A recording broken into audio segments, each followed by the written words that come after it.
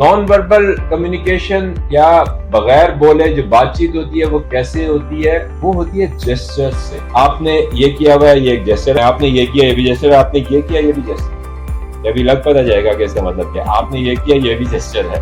कि अगर आप कहीं पे खड़े हुए ना, खड़े हो कि आपको बात करनी है, पहली चीज है आप सीधे खड़े हो, कि आपके कंधों के नीचे पैर हो। देखिए, अब मैं ये सीधा खड़े होकर बात करूंगा, एक मैं ऐसे भी बात कर सकता हूँ।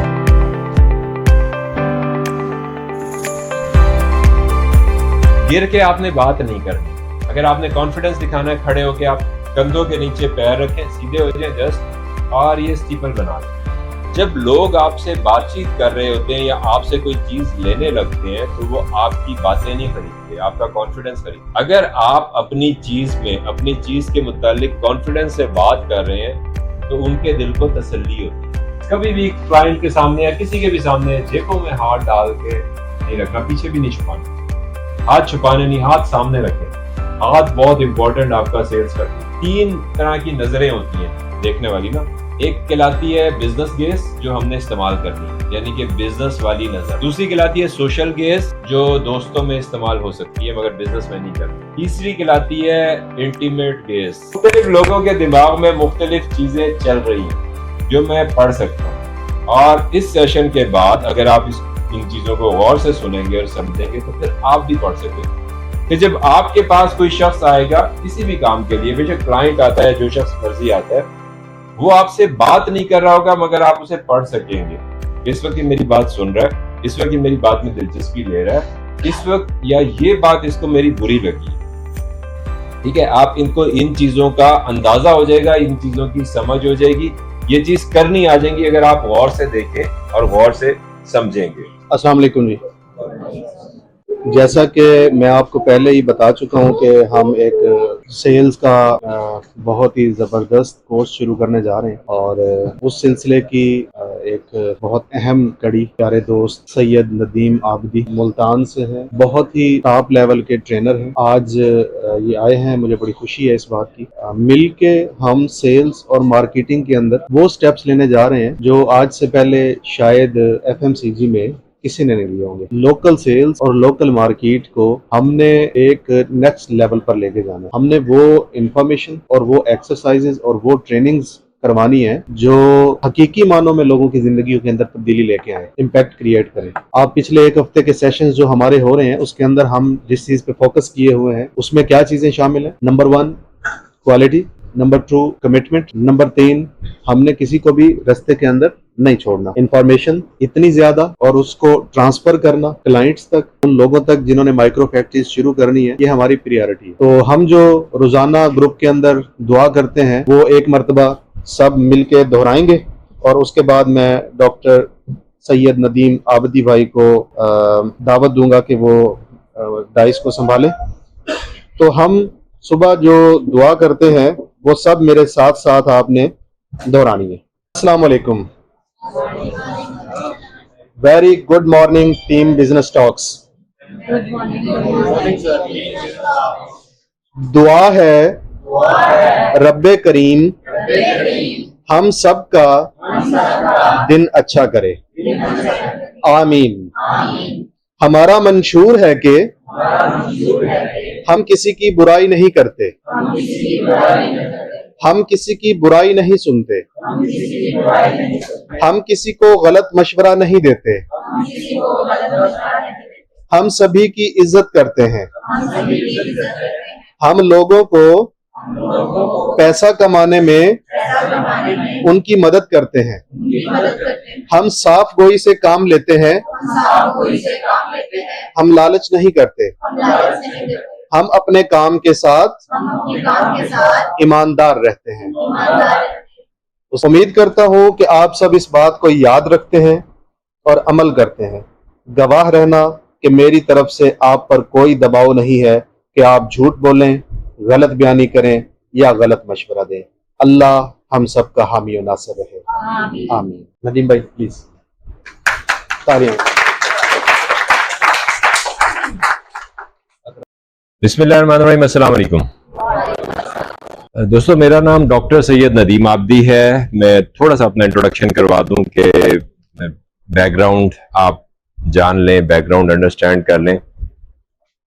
मैं MBBS डॉक्टर हूं और निश्तर मेडिकल कॉलेज मुल्तान से मैंने MBBS किया।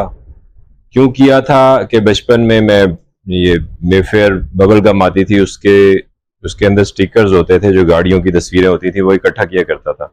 जब मेरे घर में कोई बड़ा आता था तो मैं उनसे पूछता था कि ये गाड़ियां कैसे मिल सकती हैं या कैसे ये आती हैं। तो वो मुझे बुजुर्ग उस वक्त जो थे, जमाने कदीम की मैं बातें कर रहा हूँ, कि 3 बातें करते थे कि आप डॉक्टर बन जाओ, इंजीनियर बन जाओ या पायलट बन जाओ। अच्छा, मैं डॉक्टर बन गया मगर कुछ भी नहीं हुआ, कोई गाड़ियां नहीं, कोई ऐसा मामला नहीं। जब मैंने पहली जॉब की, प्राइवेट जॉब एज एनेस्थेटिस्ट, यानी कि बेहोशी के शोबे का स्पेशलिस्ट, तो मेरी सैलरी 5,000 रुपए थी महीने की। और उस वक्त मेरे घर में मेरे अब्बा जी का एक ड्राइवर था, उसकी सैलरी 4,500 रुपए थी। तो मुझे समझ नहीं आता था, जब मेरे बॉस ने कहा था कि यार तुम 3 साल अगर टिक के काम करो तो तुम्हारे पास VTI होगी, VTI सिविक। अच्छा, मैंने 3 साल 24 घंटे काम किया और फिर मुझे 6 घंटे सोने के लिए मिलते थे, मगर मेरे पास अब्बा जी की दी हुई सुजुकी FX ही थी, VTI नहीं आई। और पैसे जो थे वो 5,000 से बढ़ के 8,500 तक ही पहुंचे। अच्छा, ये चीज मेरे दिमाग में बेचैनी रहती थी कि मैं चीजों को सोचता था कि ये चीजें किस सिमत में जा रही हैं। तो जब मैंने देखा कि चीजें एक उस सिमत में नहीं जा रही कि जिस सिमत में मैं ले जाना चाहता था, तो फिर मैंने एक्सप्लोर करना शुरू किया। जब एक्सप्लोर किया, वहां से मुझे सेल्स इंट्रोड्यूस हुई कि मुझे एक सेल्स ऑर्गेनाइजेशन से मैं कनेक्टेड हुआ, उसमें मुझे ट्रेनिंग मिलने लगी। जब ट्रेनिंग ली तो वो कुछ ऐसी बातें थी कि मैंने कहा कि ये बातें मैंने पहले जिंदगी में कभी नहीं सुनी। तो मुझे बड़ा अच्छा लगा, मुझे बड़ा जबरदस्त लगा।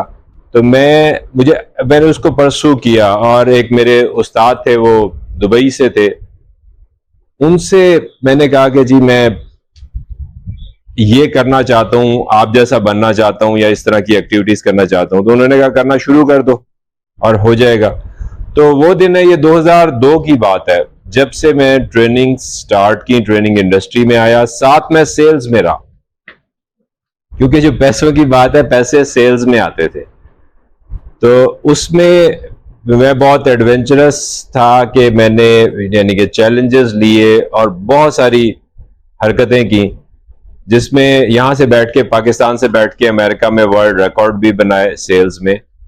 उसके अलावा कई कंट्रीज में सेल्स बिजनेसेस, यानी कि कई मल्टीनेशनल कंपनियों के बिजनेसेस एस्टेब्लिश किए। उसके अलावा जस्ट फास्ट फॉरवर्ड कर लें कि मैं 2017 में एक टारगेट किया कि एक दुनिया का बड़ा प्लेटफॉर्म है जहां पे दुनिया के सबसे ज्यादा एंटरप्रेन्योर्स इकट्ठे होते हैं।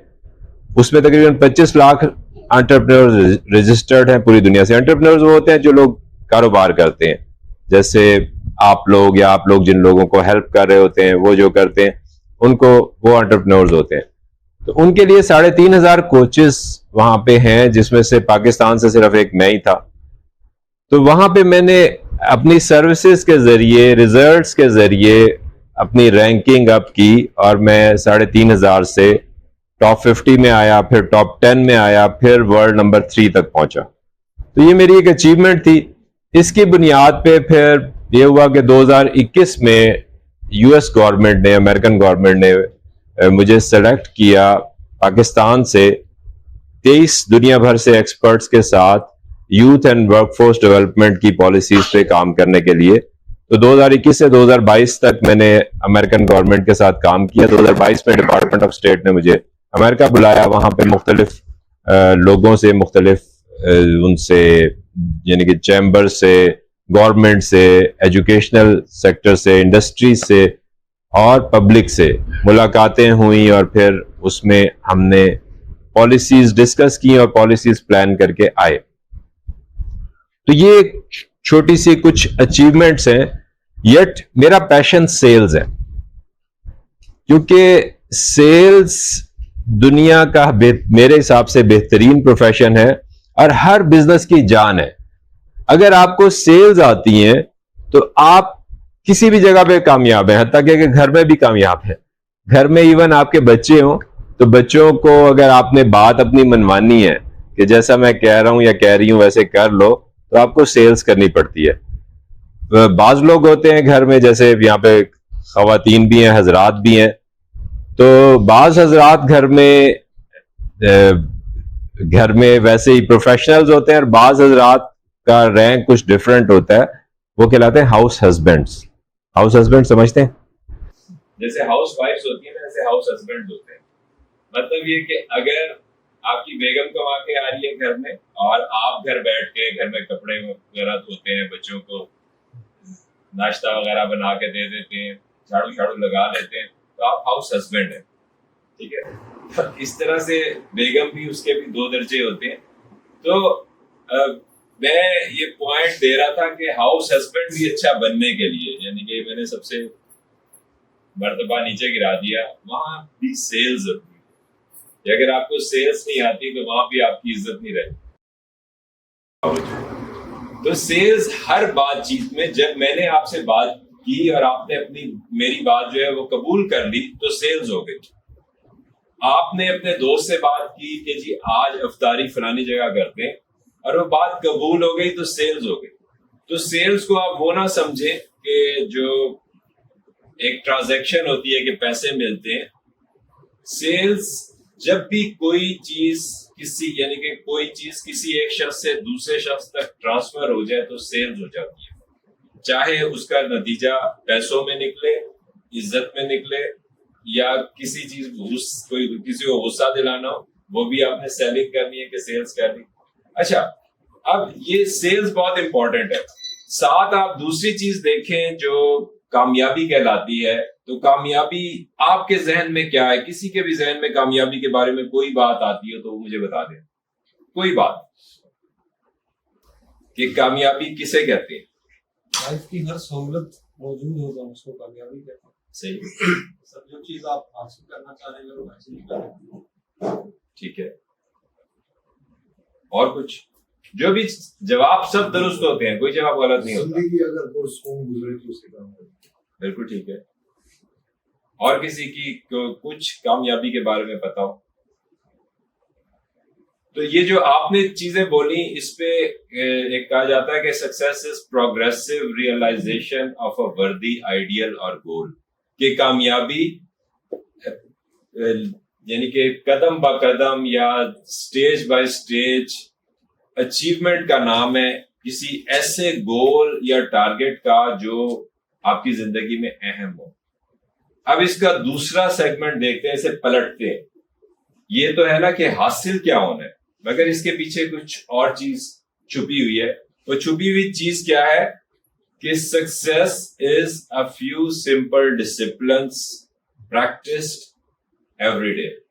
कि कामयाबी कुछ सादा डिसिप्लिन्स का नाम है जिन पे हम रोज अमल करें। और इसके मुखालिफ फेलियर जो है, नाकामी, वो क्या है कि failure is a few errors in judgment repeated daily. कि कुछ समझने में गलतियां, कुछ देखने में गलतियां। बाज़ औक़ात हमें लग रहा होता है कि हमारी जिंदगी कंफर्टेबल है और इसलिए आज मुझे मेहनत करने की क्या जरूरत है, मुझे सैलरी तो मिल गई, आज मुझे मेहनत करने की क्या जरूरत है, आज तो मेरे घर में खाना है तो आज मुझे मेहनत करने की क्या जरूरत है। ये छोटी छोटी एरर्स इन जजमेंट है, यानी कि गलतियां हैं कुछ चीजों का अंदाजा लगाने में। इसकी एक और बात मैं करूं कि जैसे आप सब लोग सेहतमंद है ना यहाँ पे? अल्हम्दुलिल्लाह। अच्छा, मेरे हिसाब से कोई भी सेहतमंद नहीं है। ठीक है, सबके अंदर कुछ ना कुछ तब्दीलियां वाकई हो रही हैं, काफी अरसे से हो रही हैं, मगर अभी कोई ऐसी सूरत नहीं आई कि डॉक्टर से मुलाकात हो। इसीलिए डॉक्टर खुद ही आ गया यहाँ पे मुलाकात करने के लिए। मुलाकात जब होती है जब समझ लें कि गाड़ी का टायर पंक्चर हो जाता है या इंजन फेल हो जाता है। तो ये इस तरह से है कि अगर यहाँ पे एक मोमबत्ती जल रही हो और मैं आपसे पूछूं कि इस मोमबत्ती पे हाथ रखूं तो क्या होगा? तो क्या होगा? हाथ जल जाएगा। अच्छा, मैं मोमबत्ती जल रही थी, मैंने हाथ यूं गुजार दिया तो मेरा हाथ तो नहीं जला जी? नहीं, ऊपर से गुजार दिया, मोमबत्ती जल रही है, हाथ तो नहीं जला। क्यों नहीं जला? क्योंकि हमने जल्दी गुजार दिया। काफी टाइम ये एरर्स इन जजमेंट है कि ये गुजर गया तो मैं नहीं चला, मगर थोड़ा थोड़ा थोड़ा थोड़ा टाइम इस आग पे अगर मेरा गुजरता रहे, अगर मैं यहाँ पे हाथ को रोक के रख लूं और यहाँ पे कुछ टाइम गुजरे तो ये जल जाएगा। तो यही हो रहा होता है कि हमारा जिस्म, हमारी कामयाबी, हमारी जिंदगी जल रही होती है मगर हमें पता नहीं चल रहा होता। आज का दिन, अगर आज हमने कुछ डिसिप्लिन प्रैक्टिस नहीं की, मैं डिसिप्लिन भी बताऊंगा क्या है, अगर आज हमने कुछ एरर्स इन जजमेंट की, कि मिसाल के तौर पे जी मुझे तो कोई नहीं देख रहा, मेरे पास काम भी कुछ नहीं है, तो चलो मैं आज कुछ नहीं करता, ठीक है, तो ये एरर इन जजमेंट है कि आज मैंने कोई बीज नहीं बोया तो कल मुझे कुछ नहीं मिलेगा। तो इसको, ये डिसिप्लिन इसके मुकाबले में क्या है? डिसिप्लिन ये है कि वो काम जो किसी भी टारगेट को अचीव करने के लिए आपके लिए करना जरूरी हो, जिस वक्त करना जरूरी हो, जितना करना जरूरी हो, उसको वैसे करना, चाहे आपका दिल कर रहा हो या ना कर रहा हो। ये आखिरी लफ्ज बहुत अहम है कि चाहे आपका दिल कर रहा हो या ना कर रहा हो, क्योंकि अगर आपका दिल नहीं भी कर रहा फिर भी उसे करना है। जब आप इस तरह से करेंगे तो आप डिसिप्लिन्ड होंगे, और सिर्फ डिसिप्लिन ही कामयाबी का राज है, कामयाबी की गारंटी है।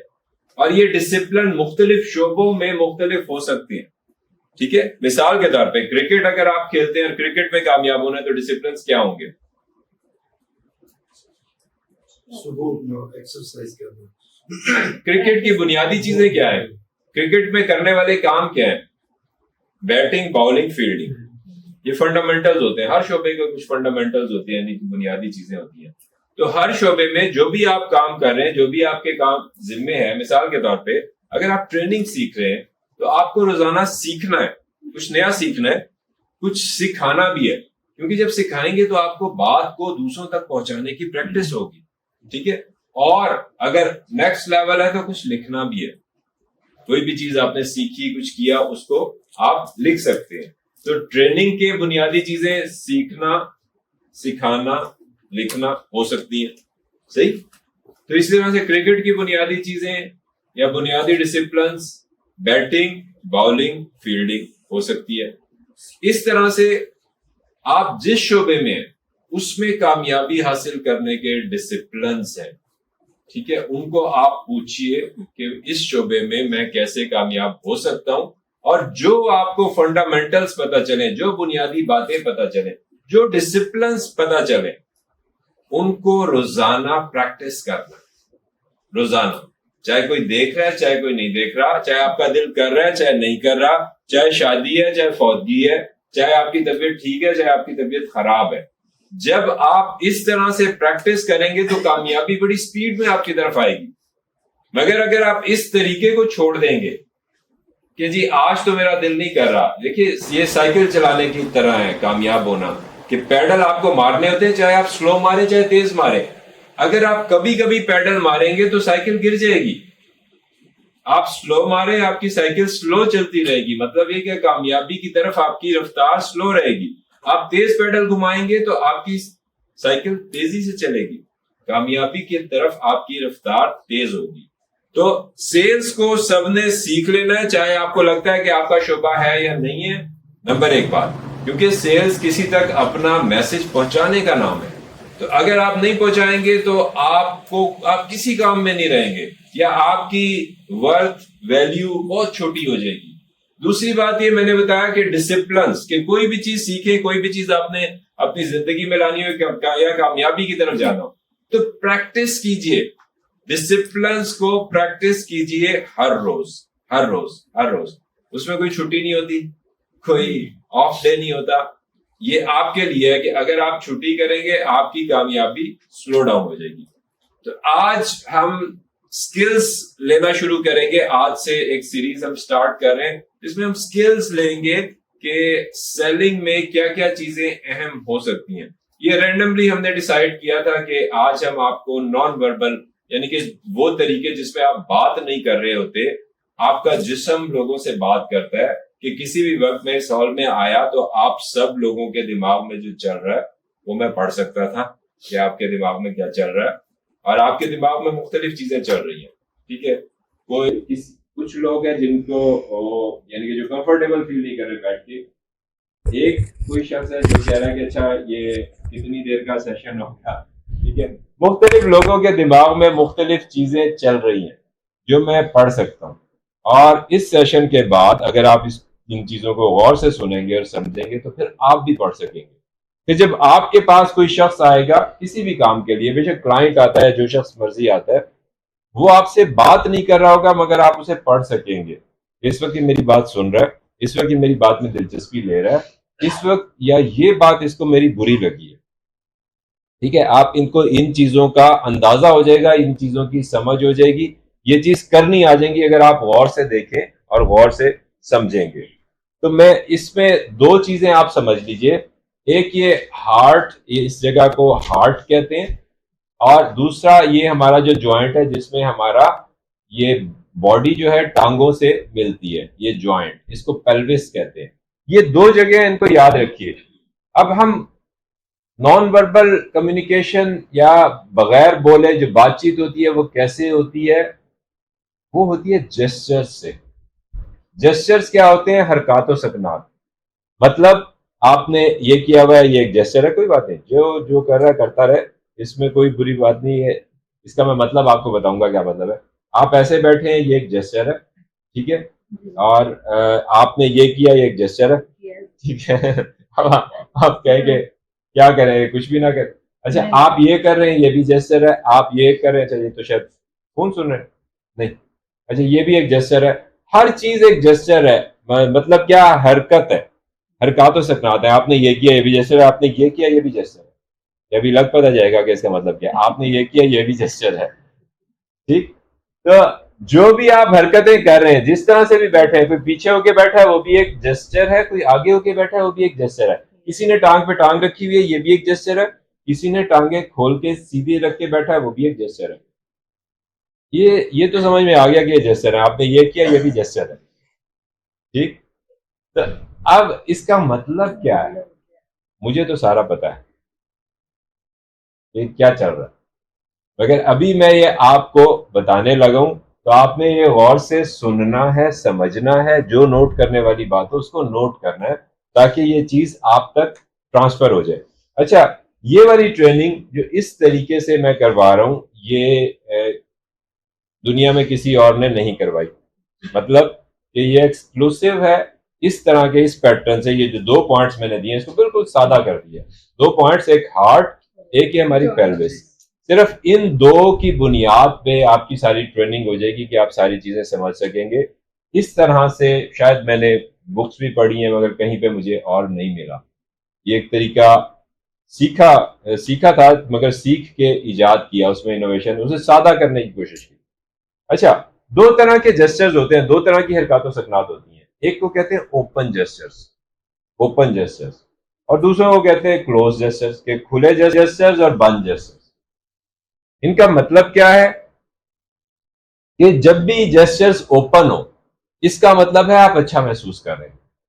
उस अच्छा महसूस करने में तीन बातें हो सकती हैं, या आपका दिमाग मस्बत हुआ है, या सामने वाला जो है उससे आप कंफर्टेबल हैं, कि सामने वाला है उसके सामने महफूज महसूस कर रहे हैं, या इन्वायरमेंट ठीक है। तीन चीजें, माहौल ठीक है, सामने वाला जो है उससे आप कंफर्टेबल या अच्छा महसूस करें, या खुद अपने अंदर से अच्छा महसूस करें।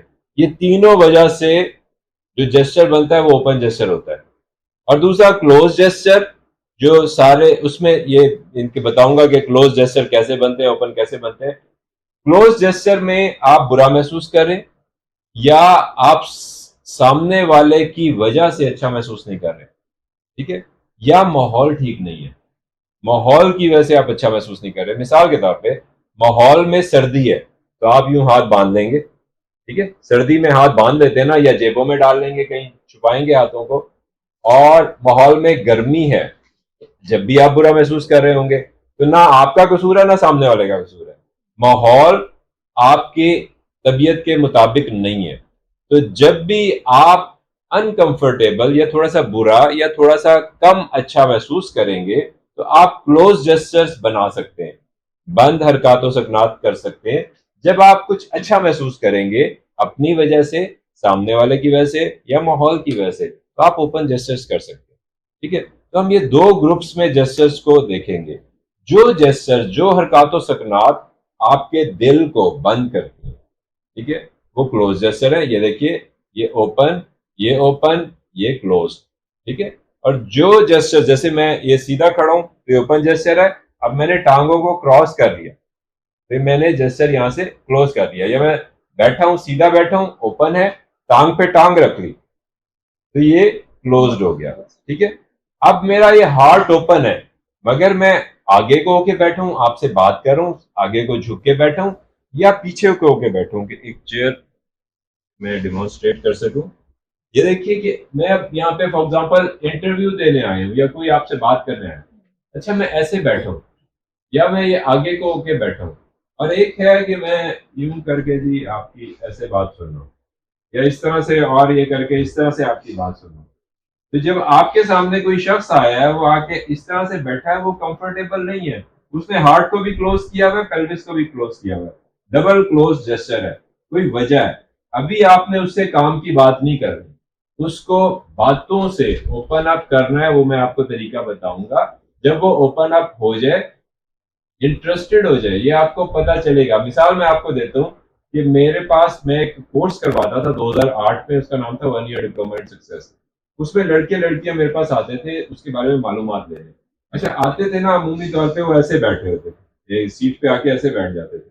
अब वो कहते थे कि सर इसमें क्या होगा। मैं बताता था कि इसका पहला जो महीना है वो पर्सनल डेवलपमेंट का है, दूसरा महीना गोल सेटिंग का है, तीसरा महीना रिलेशनशिप का है, चौथा महीना फाइनेंसिस का है, फिर कम्युनिकेशन, टाइम मैनेजमेंट और निगोशिएशन। अच्छा, लड़के जो है ना, अमूमी तौर पे जब मैं 4th मंथ पे आता था फाइनेंसिस का कि पैसा आपने कैसे बनाया, तो लड़के ऐसे कर दिया, पैसे के बारे में बात शुरू की, उन्होंने इस तरह से कर दिया।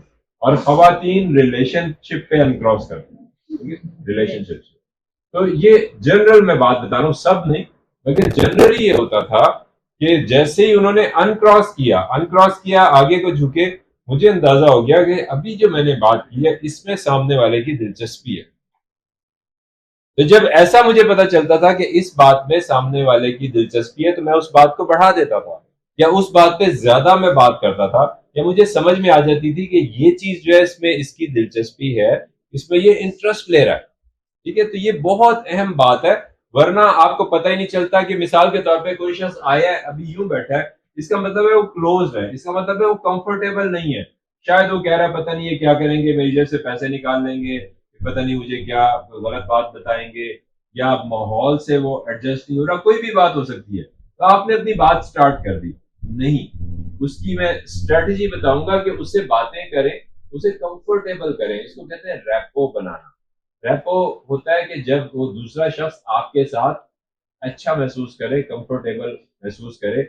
इसकी हम आगे कभी किसी सेशन में, रैपो बहुत बड़ा टॉपिक है, इस पर डिटेल में हम बात करेंगे। जनरल छोटी सी बात बता देता हूं कि जब आप आपस में जो बात आप में और उसमें मिलती है उस पर बात करें तो आपकी रैपो बन जाती है। और उसमें मिलती कहां से कहां तक है, मिसाल के तौर पे आप और सामने वाला एक ही तरह के ड्रेसिंग पहनी हुई है, कि मिसाल के तौर पे मैंने अभी ये, यानी कि कोट मेरी गाड़ी में पड़ा हुआ, मैं सोचा था पहन लूं ना पहनूं, तो मैंने कहा नहीं पहनता, ठीक है, कोट नहीं पहना। मैंने यहाँ पे फर्ज करें कोट और टाई लगाई हुई है, और यहाँ पे किसी शख्स ने नहीं लगाई हुई, तो हम मिसमैच करेंगे, हमारी रैपो नहीं बनेगी। अगर जैसे आपने कपड़े पहने हुए हैं, मोस्टली लोगों ने शलवार कमीज पहनी हुई है, मैं भी शलवार कमीज में आता, तो हम कनेक्ट कर जाते, तो लोगों को लगता है यार ये हमारे जैसा ही है, ये हमारे जैसे ही उससे है, या कोई भी चीज। मिसाल के तौर पे मेरी दाढ़ी है, अब जो दाढ़ी वाले हैं ना, उन्होंने देख के फौरन कहा वो एक और मौलवी आ गया, कनेक्शन हमारा है ना, टांका बैठ गया फौरन। जो कनेक्ट कर गए कि उनके चेहरे पे, मौलवियों के चेहरे पे सबसे पहले मुझे देख के स्माइल आता है, ये आ गया हमारा कोई हमारे साथ का। अच्छा, अगला फिर उन्हें परेशानी भी लग जाती है, पहले थोड़ा सा खुश होके कि है कौन, किस किस नस्ल का है वो चेक करे। तो मतलब ये कि दाढ़ी, टोपी से टोपी, दाढ़ी से दाढ़ी मैचिंग हो गई। इससे लेके आपकी जो बातें हैं, जिस टॉपिक पे बात करते हैं, मिसाल के तौर पे आप एक पॉलिटिकल पार्टी की अगर बात करते हैं और वो दूसरी पॉलिटिकल पार्टी का है, तो रैपो खत्म हो गई, ठीक है, डिस्कनेक्ट हो गया। तो ये तो खैर दो टॉपिक हैं, मजहब और पॉलिटिक्स, जिसमें अगर आप सेल्स में हैं तो इसमें बातें ना करें। मगर यह है कि और बहुत सारे टॉपिक्स हो सकते हैं। उसकी दिलचस्पी की चीज हो सकती है, वो गाय, यानी कि वो जानवरों में इंटरेस्टेड है, गाय भैंसे इस तरह की चीजें, तो उसके बारे में आपकी अगर नॉलेज है या उस सिलसिले में बात कर सकते हैं। आपका उसका शहर मिलता है, आपने उसने किसी एक स्कूल में बातचीत की, ये सारी चीजें रैपो बना सकती है। मगर रैपो हम डिस्कस करेंगे बाद में। हम वापस आ जाते हैं अपने टॉपिक पे। हम जेस्चर्स देखेंगे जल्दी जल्दी, और इसमें सबसे पहले जो हम जेस्चर्स देखेंगे, मैं कुछ जेस्चर्स आपको बताता हूँ, बल्कि मैं कुछ कोशिश करता हूँ कि यहाँ से कुछ दिखा भी दूं, अगर कुछ नजर आ जाए तो। एक सेकेंड,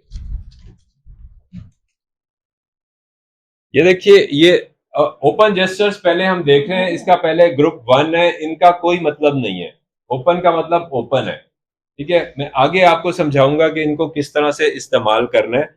ये कुछ जेस्चर्स लिखे हुए मैं तस्वीरों के साथ दिखाता हूँ कि open palms, hands up, sorry, open hands palms up, ये हाथ खोले हुए हैं और हथेलियां ऊपर की तरफ हैं। बाहर कोई पापड़ वाला आ जाए तो बच्चा आएगा कि बाबा बाहर पापड़ वाला आया या आइसक्रीम वाला आया हुआ है। इस तरह से बच्चों को देखा कभी चल रहे होते हैं और इस तरह से कर रहे होते हैं। ये एक ओपन जेस्चर है, इसका कोई मतलब नहीं, बट ये एक ओपन जेस्चर है, जस्ट आप इतना समझ लें।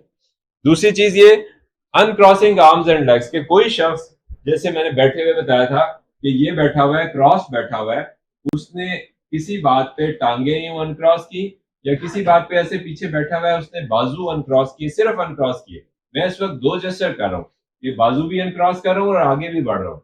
आगे भी आना, मैं हार्ट को आपके करीब लेके आ रहा हूँ, ये भी एक ओपन जेस्चर है, ठीक है। अनक्रॉसिंग आर्म्स एंड लेग्स बहुत इंपॉर्टेंट जेस्चर है। आपको बार बार पता चलेगा कि कोई शख्स आपकी यूं करके बात सुन रहा है, और बात सुनते सुनते आपने कोई बात की और वो उसने यूं कर लिया।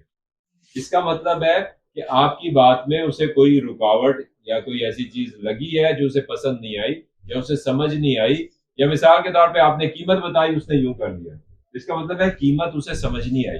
ये चीजें आप जब इस्तेमाल करेंगे ना, तो कमाल हो जाएंगे कि आपको एग्जैक्ट समझ आने लग जाएगा कि ये बोला नहीं है मगर इसके दिमाग में क्या चल रहा है। तो अनक्रॉसिंग आर्म्स एंड लेग्स हो गया। फिर moving forward in a relax manner, कि कोई शख्स पीछे को बैठा हुआ है और यूं आगे को हो गया, तो वो एक, ये भी एक ओपन जेस्चर है। अच्छा, एक वैसे बाय द वे बताएं कि ये तस्वीर नजर आ रही है, यहाँ पे एक बंदा और एक सवाणी बैठे हुए हैं, ठीक है। इनका रिश्ता क्या है? ये कौन बोला? हाथ खड़ा करो, आप बोले। अच्छा, और फ्रेंड्स किसने बोला? आपने। अच्छा, और जवाब सारे सच होते हैं। अच्छा, और बहन भाई, ठीक है। सेल्स टीम बैठी है, ठीक है। क्लाइंट बैठे हैं अच्छा, ये क्लाइंट है। अच्छा, हाँ। अच्छा, ये आप में से शादीशुदा कितने हैं? अच्छा, शादीशुदा का तो तजर्बा गलत हो गया। जो फ्रेंड्स जिसने कहा ना, फ्रेंड्स कभी आमने सामने नहीं बैठते, आमने सामने दुश्मन बैठते। फ्रेंड्स जो है वो, आपने देखा होगा किसी होटल में अगर कभी आप गए हैं तो टेबल एक होती है, उसके कोने पे ना दोनों ने कुर्सियां करीब की होती हैं, कोने पे बैठे होते हैं, एक इधर और एक इधर, वो यूं करके बातें कर रहे होते हैं, यूं बिल्कुल साफ सामने नहीं होते। छोटे भाई, आखिर में आपकी शादी हुई है? फिर इतना तजर्बा। ये मियाँ बीवी हैं भाई। शादी के बाद बेगम बहुत ज्यादा अपने शौहर में इंटरेस्टेड होती है और शौहर का इसका बस नहीं चल रहा कि कुर्सी तोड़ के पीछे कहीं निकल जाए और देख भी कहीं और रहा है, ठीक है। बेगम आगे को झुकी हुई इंटरेस्टेड है। तो ये moving forward in a relax manner, relax manner का मतलब ये कि बैठे बैठे आराम से वो शख्स इस तरह से हुआ, आगे को झुका। इसका मतलब है वो आपकी बात में इंटरेस्टेड हुआ है, उसको आपकी बात पसंद आई है, उसको आपकी बात अच्छी लगी है। तो हमने ना सेल्स में एक लफ्ज से दूसरे लफ्ज को जोड़ना होता है। मतलब ये कि हमारा पहला टारगेट ये है कि वो शख्स ओपन जेस्चर में रहे, ठीक है। हाँ, अगर शदीद सर्दी हुई हुई है, उसने हाथ क्रॉस किए हैं, कोई बात नहीं। मगर अभी उसमें भी मैं आपको बताऊं कि अगर वैसे आपके पास चॉइस हो, जैसे मिसाल के तौर पे आप किससे बात कर रहे हैं, ये उधर नहीं है, जैसे स्टूडेंट्स हैं, आप कोई टीचर है आप में से और वो स्टूडेंट्स को पढ़ा रहा है, तो उन्हें कह दे कि टांगे जो है ना अनक्रॉस करके बैठो या सीधी करके बैठो, तो उससे उसे समझ ज्यादा आएगा। जब कोई ओपन जेस्चर में होता है तो वो चीजों को ज्यादा अपने अंदर लेके जाता है। जब कोई क्लोज जेस्चर में होता है तो उसकी सोच जो है वो भी इधर उधर कहीं घूमने लग जाती है या घूमना शुरू कर देती है। अच्छा, अनबटनिंग जैकेट के टाई पहनी हुई है, उसको अगर कोई लूज करे तो वहां पे वो थोड़ा सा ओपन हुआ है, कंफर्टेबल हुआ है। दूसरा, कोट पहना हुआ है तो कोट के बटन खोल दे। कोट के 2 बटन होते हैं, ये नहीं है कि कमीज पहनी है कमीज के बटन नहीं, कोट के बटन 2 एक होते हैं, वो खोल दे तो कंफर्टेबल हुआ है। कई लोग ऐसे होते हैं कि जो किसी मीटिंग में होते हैं, उन्होंने टाई पहनी होती है और वहां से निकल के अपने ऑफिस में आते हैं या दोस्त के पास आते हैं या घर आते हैं, घर आते ही सबसे पहले टाई ढीली करते हैं, ठीक है। टाई ढीली करते हैं या कोट के अगर बटन लगे हुए बटन खोल लेते हैं, रिलैक्स हो जाते हैं ना। तो ये अनबटनिंग जैकेट, ये भी ओपन जेस्चर है। अगर कोई भी शख्स कहीं पे अगर बैठा हुआ है या बातचीत आपका क्लाइंट कर रहा है और उसने जैकेट के या कोट के बटन खोले हैं, तो ये पॉजिटिव जेस्चर है, ये ओपन जेस्चर है, ठीक है। ये ओपन जेस्चर है, इसको यानी कि इसको आपने जस्ट नोट कर लेना। अच्छा, अगली चीज ये देखिए, ये है क्लोज्ड। हार्ट को मैंने बंद किया, क्लोज। 2 चीजें आपने याद रखनी है, हार्ट और पेल्विस। हार्ट को ये बंद किया, दिल को बंद किया हुआ है, खोला और खोला और खोला और खोला। अब ये देखिए, इससे ज्यादा तो नहीं जा सकता, नहीं जा सकता ना, जा सकता है। ये यूं किया मैंने और ये कर, अब ये हाथ इतना ज्यादा पीछे चला गया कि ये देखिए कि बाजू कोनियां दोनों इतने पीछे चली गई जो सीधी नहीं जा सकती थी। तो मैं थोड़ा सा काम किया और ये पीछे ले गए, तो ये दोनों पांव मैंने खोल के मैं खड़ा हूं। तो अमूमी तौर पे इस तरह से लोग आपने खड़े बात करते हुए देखे होंगे। जो शख्स इस तरह से खड़े होके आपसे बात कर रहा है, ये सिंसेरिटी को शो कर रहा है कि ये बिल्कुल सिंसेयर है, इसने अपना दिल खोला हुआ है, यानी कि मैक्सिमम ओपन किया हुआ है और पेल्विस को भी ओपन किया हुआ है। तो ये इससे ज्यादा ओपन जेस्चर मुमकिन नहीं है। तो ये सिंसेरिटी का जेस्चर है। अगर आप किसी से बात कर रहे हैं तो इस तरह से खड़े हैं, तो उसको अनकॉन्शियसली, चाहे उसने ट्रेनिंग ली है या नहीं ली, उसके जहन में ये बात जाएगी कि ये मेरे से सिंसेयर है। और अगर कोई शख्स आपसे बात कर रहा है तो उसको जो मालूम आता है, उसको जो पता है, उसके मुताबिक वो आपसे सच बात कर रहा है, सही बात कर रहा है। हो सकता है उसका अंदाजा गलत साबित हो जाए। मिसाल के तौर पे कोई शख्स आपको कहता है कि मैं परसों तक पेमेंट कर दूंगा और वो ऐसे खड़ा है, तो वो सच बोल रहा है। मगर हो सकता है परसों उसे कोई मसला हो जाए, पेमेंट ना हो सके, कोई इशू हो सकता है। यानी कि जिस वक्त उसने आपसे बात की है उस वक्त उसके साथ कोई मनफी बात नहीं है। ये सिंसेरिटी का जेस्चर है, ये लिख लें, ये सिंसेरिटी का जेस्चर है। और इससे अगला जो जेस्चर है, ये हैंड्स ऑन हार्ट। ये बात करते हैं जनाब जी, इंशाल्लाह जी हो जाएगा। ये बाज़ औक़ात यहाँ पे ट्रेडिशन है कि गांव में लोग वैसे भी ऐसे हाथ करते हैं, मगर जहाँ पे ये कोई रिवाज ना हो वहां पे ये सिंसेरिटी की गारंटी है। ये सिंसेरिटी है और ये सिंसेरिटी की गारंटी है। मगर आपके लिए ये नहीं है कि आज के बाद आप सारे यूं करके फिरना शुरू कर दें, पता चले ऑफिस में शाहिद भाई गए, सबको क्या हो गया आगे।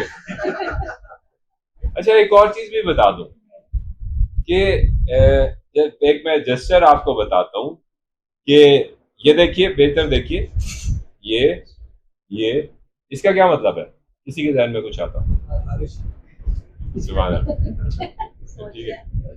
अच्छा, बिल्कुल सही कह रहे हैं आप। बाज़ औक़ात जेस्चर जो है ना, उसका कोई मसला, जैसे मैंने ये जेस्चर किया हुआ है, हो सकता है मेरी कमर में दर्द हो, तो तब भी ये हो सकता है। या मैंने ये किया हुआ है, बड़ा अहम जेस्चर है जब कोई गर्दन को पकड़ता है, मगर हो सकता है उसके गले में दर्द हो। तो जब ये कोई ये कर रहा है ना बार बार, इसे हाथ नहीं मिलाना भाई, उसे खारिश है।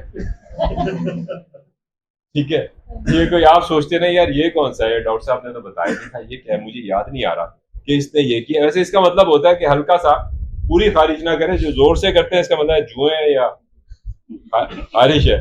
अगर जो ये हल्का सा करते हैं ना, इस तरह से करते हैं, इसका मतलब है आई कांट अंडरस्टैंड इट, कि मुझे समझ नहीं आ रहा, ये आगे आएगा। ठीक है, मगर ये है कि बाज़ औक़ात जेस्चर नहीं होता, कोई तकलीफ होती है, समझ आई। एक बाज़ औक़ात कोई हरकत जो कर रहा होता है वो कोई तकलीफ की वजह से कर रहा होता है, तो आपने हर दफा जेस्चर नहीं सोचना। ठीक है, रबिंग पाम ये एक्साइटमेंट है कि जी होने वाला है, कि जी कोई डील होने वाली है, पैसे आने वाले हैं कुछ, जब कोई इस तरह से कर रहा होता है, ये एक्साइटमेंट है, किसी भी वजह से हो सकती है। अच्छा, अब मैं आपको, ये कुछ ओपन जेस्चर थे जिसमें ज्यादा इंपॉर्टेंट ये था अनक्रॉसिंग आर्म्स था, कि जब कोई अनक्रॉस करेगा, क्रॉस बैठा है, अनक्रॉस किया, वहां पे वो इंटरेस्टेड हुआ है, अनक्रॉस बैठा है, क्रॉस कर लिया, वहां पे वो उसका इंटरेस्ट कम हुआ है। पीछे को बैठा है, ओपन जेस्चर में आगे को हुआ है, यहाँ पे इंटरेस्ट पैदा हुआ है, आगे को बैठा है और ये पीछे हो गया, यहाँ पे इंटरेस्ट कम हुआ है। ऐसा भी हो सकता है कि वो थक गया है, अगर आते ही वो बैठा है और फौरन हो गया तो वो, यानी कि थोड़ी देर में आपसे बात करते हुए हो गया, तो वो थका नहीं है। अगर थोड़ी देर से बैठा हुआ ऐसे बात कर रहा है, फिर वो ये कर रहा है, तो हो सकता है उसकी कमर थक गई हो सकता है, कोई भी चीज हो सकती है। अगले जो जेस्चर का ग्रुप है बहुत इंपॉर्टेंट है, ये आप लोगों के लिए बहुत इंपॉर्टेंट है, ये कहलाते हैं जेस्चर्स ऑफ कॉन्फिडेंस। जब लोग आपसे बातचीत कर रहे होते हैं या आपसे कोई चीज लेने लगते हैं, तो वो आपकी बातें नहीं खरीदते, आपका कॉन्फिडेंस खरीदते हैं। अगर आप अपनी चीज में, अपनी चीज के मुतालिक कॉन्फिडेंस से बात कर रहे हैं, तो उनके दिल को तसल्ली होती है, उनको कॉन्फिडेंस आप पे आता है, एतमाद, यानी कॉन्फिडेंस एतमाद होता है कि आप एतमाद कैसे शो कर सकते हैं और आप एतमाद कैसे देख सकते हैं। एतमाद कैसे ट्रांसफर होता है कि जब एतमाद आप प्रैक्टिस करते हैं, तो फिर लोगों को आप पे एतमाद आता है। मिसाल के तौर पे मैं बहुत सारी ऑर्गेनाइजेशंस के लिए हायरिंग करता था यहाँ मुल्तान में, तो उसमें ये होता था कि सबसे इम्पोर्टेंट जो चीज़ हम लोग किसी शख्स को जब जॉब दे रहे होते थे, तो उसमें जो यूज़ करते थे वो उसका कॉन्फिडेंस होता था, कि अगर कॉन्फिडेंस है तो ज़बरदस्त, अगर कॉन्फिडेंस नहीं है तो उसमें काबिलियत भी है तो उस पर वो मशकूक है, उसमें यानी कि ज़्यादा काम करना पड़ेगा, तो वो इतना अच्छा पॉइंट नहीं है।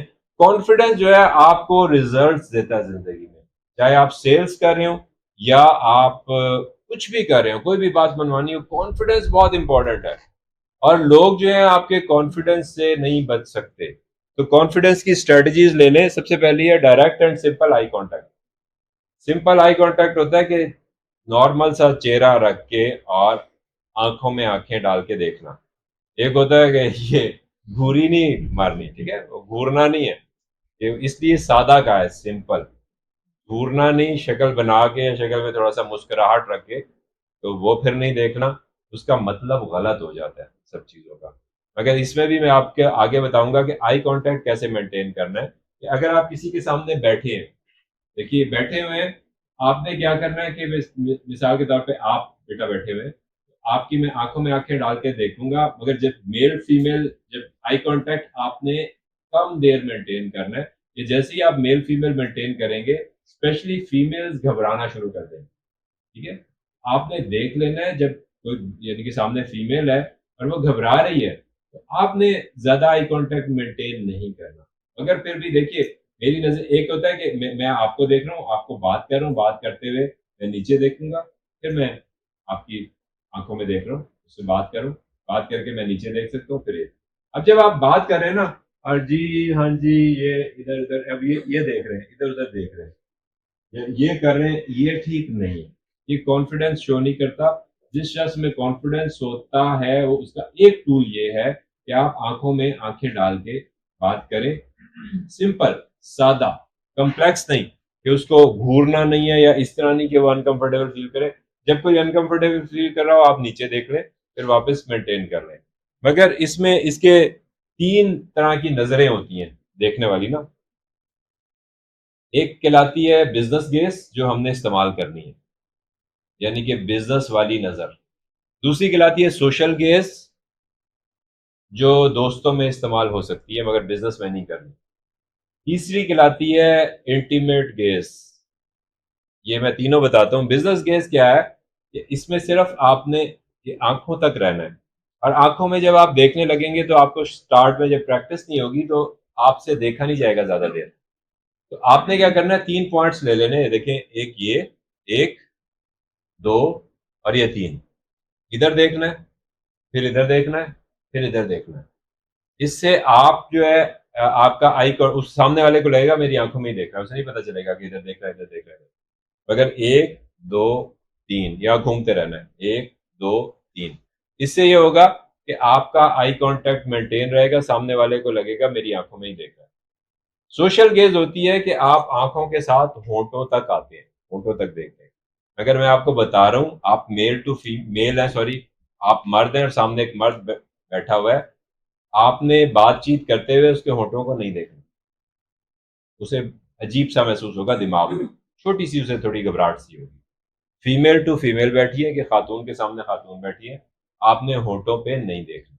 ठीक है, आप उनकी आंखों में ये 1 2 3 1 2 3 1 2 3 करते रहे, नीचे देख लें, कोई पेपर है कोई चीज है वो देख लें, फिर वापस कंफर्टेबली। ये नहीं कि ये झटके ये मारने नहीं, आराम से सामने देख रहे हैं, नीचे देख के फिर आपने सामने देख लिया। तो लगातार ही वो ये नहीं करना कि आगे यूं फाड़ के ये सांप बन जाना है जी, ये पता चला कि आंखें खोले खोले खोले फौत हो गए। ठीक है, आंख आंख झपकी नहीं। फौत होने की भी यही पहचान होती है ना कि आप आंख नहीं झपक रहा होता। तो बहरहाल ये बिजनेस गेज है। तीसरी है इंटीमेट गेज। वो क्या होती है कि कोई शख्स आया है, अब ये भाई आए हैं, पैर तक, सर से पैर तक देखा है। अल्लाह का वास्ता ये नहीं करना, ये सिर्फ अम्मी जान को देखना है घर जाके इस तरह से, या बस, ठीक है। तो ये इस्तेमाल नहीं करनी, किसी को सर से पैर तक नहीं देखना। अगर देखना है, इसमें हम एक चीज इस्तेमाल करते हैं, वो हमारा होता है फील्ड ऑफ विजन। कि हम मिसाल के तौर पे, जैसे मैं ये बैठा हूँ और मैं यहाँ सामने बैठ देख रहा हूँ, अगर मैं शाहिद भाई को भी देख सक रहा हूँ, मैं इस बच्चे को भी देख सक रहा हूँ, ये यहाँ पे बाजू रख के बैठा हुआ है, हिल रहा है, दूसरा बच्चा आगे को हुआ, अब मैं देख रहा हूँ। अगर मैं अपने फील्ड ऑफ विजन से देख रहा हूँ, ये सामने देखते हुए ये देखना, ये एक और चीज है जिस पे हम बाद में बात करेंगे। मगर वैसे है कि किसी का खास तौर पे कस्टमर जो है, उसे बार बार ऊपर से नीचे तक नहीं देखना, या कहीं पे आड़ ही नहीं जाना कि उसकी स्थिति में अड़ जाएंगे, ये कौन सी है या क्या है, ऐसा बिल्कुल नहीं करना। ये बिजनेस के लिए नहीं है नजर, ये सेल्स के लिए नहीं है। सेल्स में अपने आप को प्रोफेशनल दिखाने के लिए आपने सिर्फ आई कांटेक्ट मेंटेन करना है। आप ज्यादा आई कांटेक्ट मेंटेन करेंगे, जिससे भी बातचीत करें उससे आई कांटेक्ट मेंटेन करके बात करेंगे, उसे जबरदस्त लगेगा, उसे अच्छा लगेगा। वो कहेगा कि यार ये इस बंदे को अपनी मालूमात है, और ये बंदा, इसका कॉन्फिडेंस बहुत अच्छा है, लोगों को कॉन्फिडेंस पसंद आता है। तो ये नजर हो गई। मैं 2 3 टूल्स बताऊंगा कॉन्फिडेंस के, कमाल हो जाएगा। उन्हें अभी प्रैक्टिस करेंगे, हम प्रैक्टिस करवाऊंगा, आपको कॉन्फिडेंस आ जाएगा। बहुत इंपॉर्टेंट टूल है ये। देखिए, हाथों को ऐसे कीजिए, जिसने मोबाइल पकड़ा है बेशक ना करे, एक नहीं करना ये नहीं। अच्छा, तो ये देखिए, दोनों को सिर्फ ये पोरे मिला लें, लूज, बिल्कुल लूज, इस तरह से। ये नहीं, टाइट नहीं करना, ऐसे नहीं करना, बिल्कुल ये पोरे मिला लें। ये पोरे मिलाने से आपकी बॉडी का एक एनर्जी का सर्किट बनता है। अब इसको, ये नीचे जब बैठे हुए गोद में रख लें, वैसे खड़े हुए हैं तो ये नीचे, सबसे नीचे जो आता है वो यहाँ पे आता है नाफ के आगे। ठीक है, ये कहलाता है स्टीपल। स्टीपल इसका नाम कैसे पड़ा? ये अंग्रेजों ने नाम इसका रखा था कि चर्च जो होता है उसका एक मिनारा होता है जिसके अंदर घंटी बजती है, उसको स्टीपल कहते हैं। तो ये मिनारा ये बनता है। ये कॉन्फिडेंस का दूसरा बहुत इंपॉर्टेंट टूल है कि अगर आप कहीं पे खड़े हुए ना, खड़े होकर आपको बात करनी है, पहली चीज है आप सीधे खड़े हो, कि आपके कंधों के नीचे पैर हो। देखिए, अब मैं ये सीधा खड़े होकर बात करूं, एक मैं ऐसे भी बात कर सकता हूँ।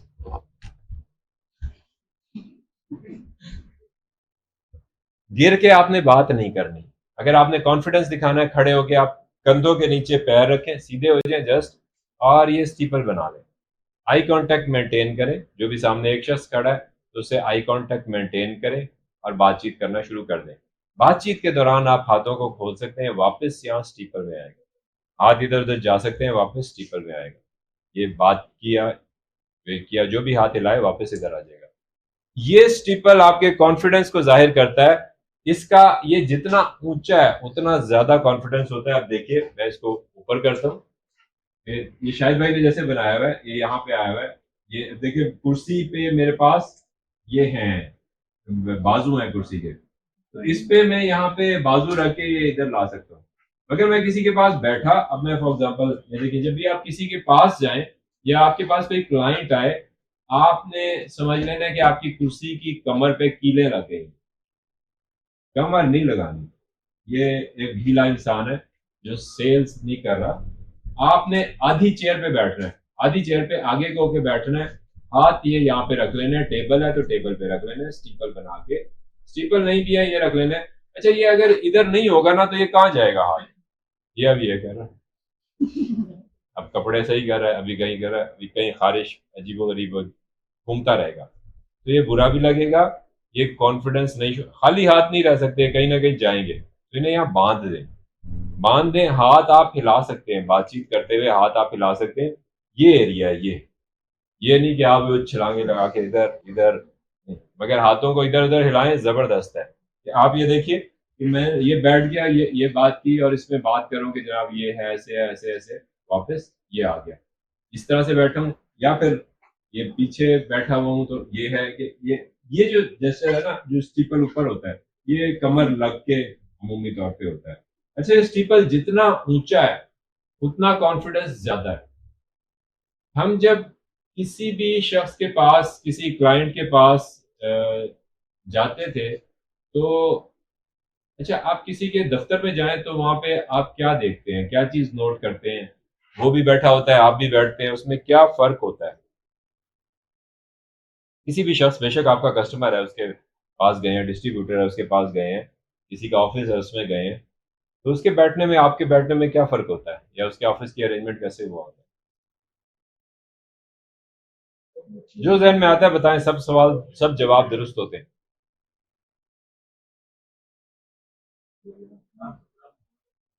साफ सुथरा माहौल होता है, हवादार कमरे, हमरा फ्लश सिस्टम। बताइए, ठीक है, सब सही है, और बताइए। कॉन्फिडेंस आता है। कॉन्फिडेंस भाई, वो बैठा कैसे होता है, आप कैसे बैठते हैं? आप एक जैसे बैठते हैं? नहीं, उसकी कुर्सी होती है ऊंची, बड़ी कुर्सी उसकी होती है, छोटी छोटी कुर्सियां आपके लिए रखता है, सही है। उसके आगे बड़ी सी टेबल होती है, अमूमी तौर पे नहीं भी हो सकती, किसी के पास हो सकता है ना हो, मगर वो अपनी कुर्सी को थोड़ा सा ऊंचा रखता है। वो ऊंचा क्यों रखता है? वो अपनी पोजीशनिंग आपसे बेहतर करने के लिए, आप पे थोड़ा सा हावी होने के लिए। ये डाइस किस लिए बना है? इस डाइस का क्या काम होता है? हम जब खड़े होते हैं ना अमूमी तौर पे, तो हम ये ढीले टेढ़े ऐसे खड़े हैं। ये डाइस हमें ऐसे दिखाता है कि हम सीधे खड़े हैं, बेशक हम पीछे से टूटे पड़े हों, ठीक है। डाइस हमें दिखाता है कि हम सीधे खड़े हैं, तो ये कॉन्फिडेंस दिखाने का आला है। ये जो डाइस है, ये हमारी टांगों को छुपाता है, ताकि ऐसा नजर आए कि ये बंदा अपराइट खड़ा है, सीधा खड़ा है, ठीक है। जो सीधा खड़ा है उसमें कॉन्फिडेंस है, तो वो शख्स ना पोजीशनिंग कर रहा होता है। तो ये टूल वैसे आगे आएगा, मैं अभी आपको बता दूं कि जो कस्टमर आपके पास नाराज आए या कोई शिकायत कर रहा हो, सबसे पहले अपनी कुर्सी छोड़िए। अगर आप मेल टू मेल हैं तो एक हमने, यानी कि जो ऑफिस के अरेंजमेंट्स जब मैं करवाता हूँ, गाइड करता हूँ, तो एक हम सोफा रखते हैं साइड पे। उस सोफे का काम ये होता है कि उसमें आप उसके लेवल पे आ के बैठ सकते हैं, दोनों की पोजीशन एक जैसी होती है। तो ये कहलाती है नेगोशिएशन सीट। कि जब सोफा है तो आप अपनी सीट छोड़ के उसके साथ सोफे पे आके बैठे, उनसे कहें जी जनाब, ठीक है, उसके बराबर आके बैठे। और किसी को इज्जत देने का ये भी तरीका है, वो याद रखेगा कि आप अपनी दो कुर्सियां सामने पड़ी हुई हैं, सामने जो कुर्सी पड़ी हुई है अपनी सीट छोड़ के उसके साथ जैसी कुर्सी पे उसे बिठाया वहीं पे आके बैठ जाए। ये आपका इज्जत देने का उसे तरीका है कि आपने अपनी बड़ी कुर्सी छोड़ी है, उस जैसी कुर्सी पे उसकी बराबरी पे आके बैठे। बराबरी की पोजीशन जो है निगोशिएशन की है, दूसरे शख्स को अच्छा महसूस कराती है, ठीक है।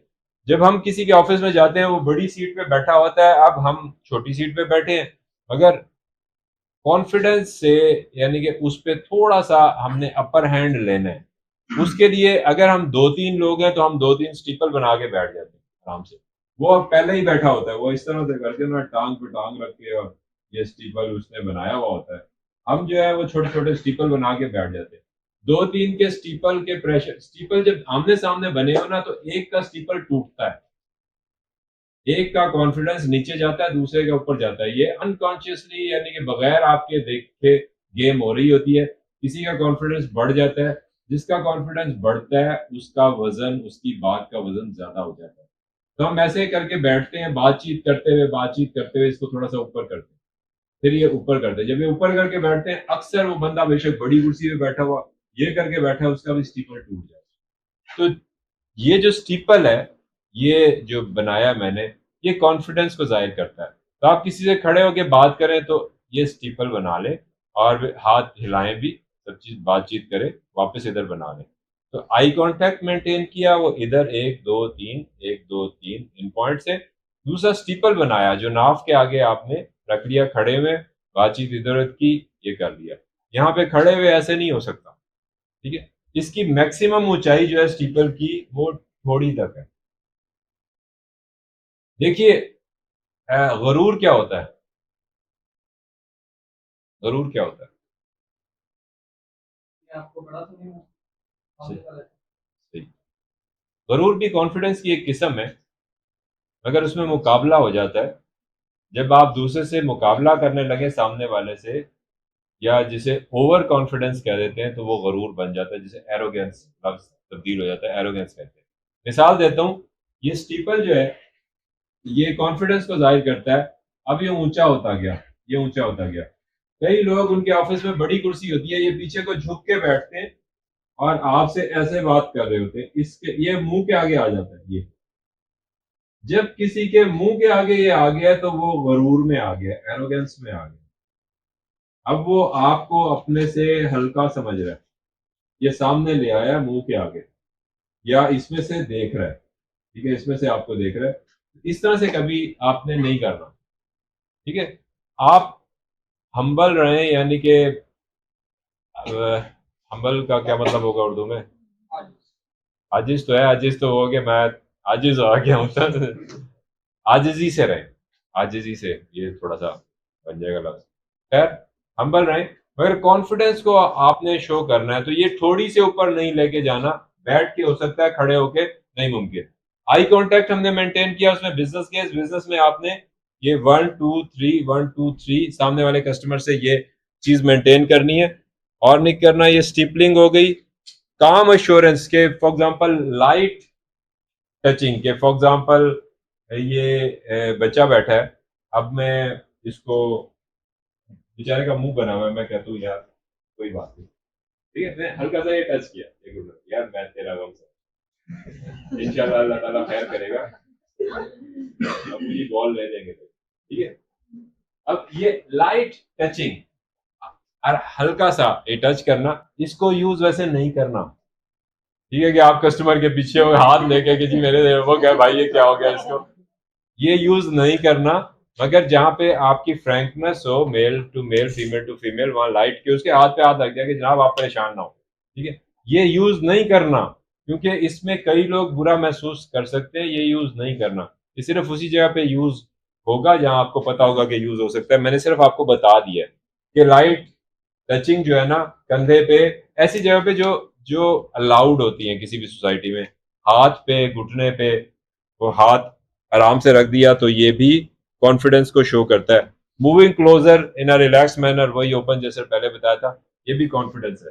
कि आगे को जो बैठा होगा ना, मिसाल के तौर पर जो कॉन्फिडेंट बंदा है वो आगे बैठा होगा, ढीला बंदा गिरा पड़ा होगा, बेहोश होगा, तो आगे को होके बैठना, पहले आगे को होके बात करें स्माइल करके। तो इसका मैं आगे तरीके बताऊंगा।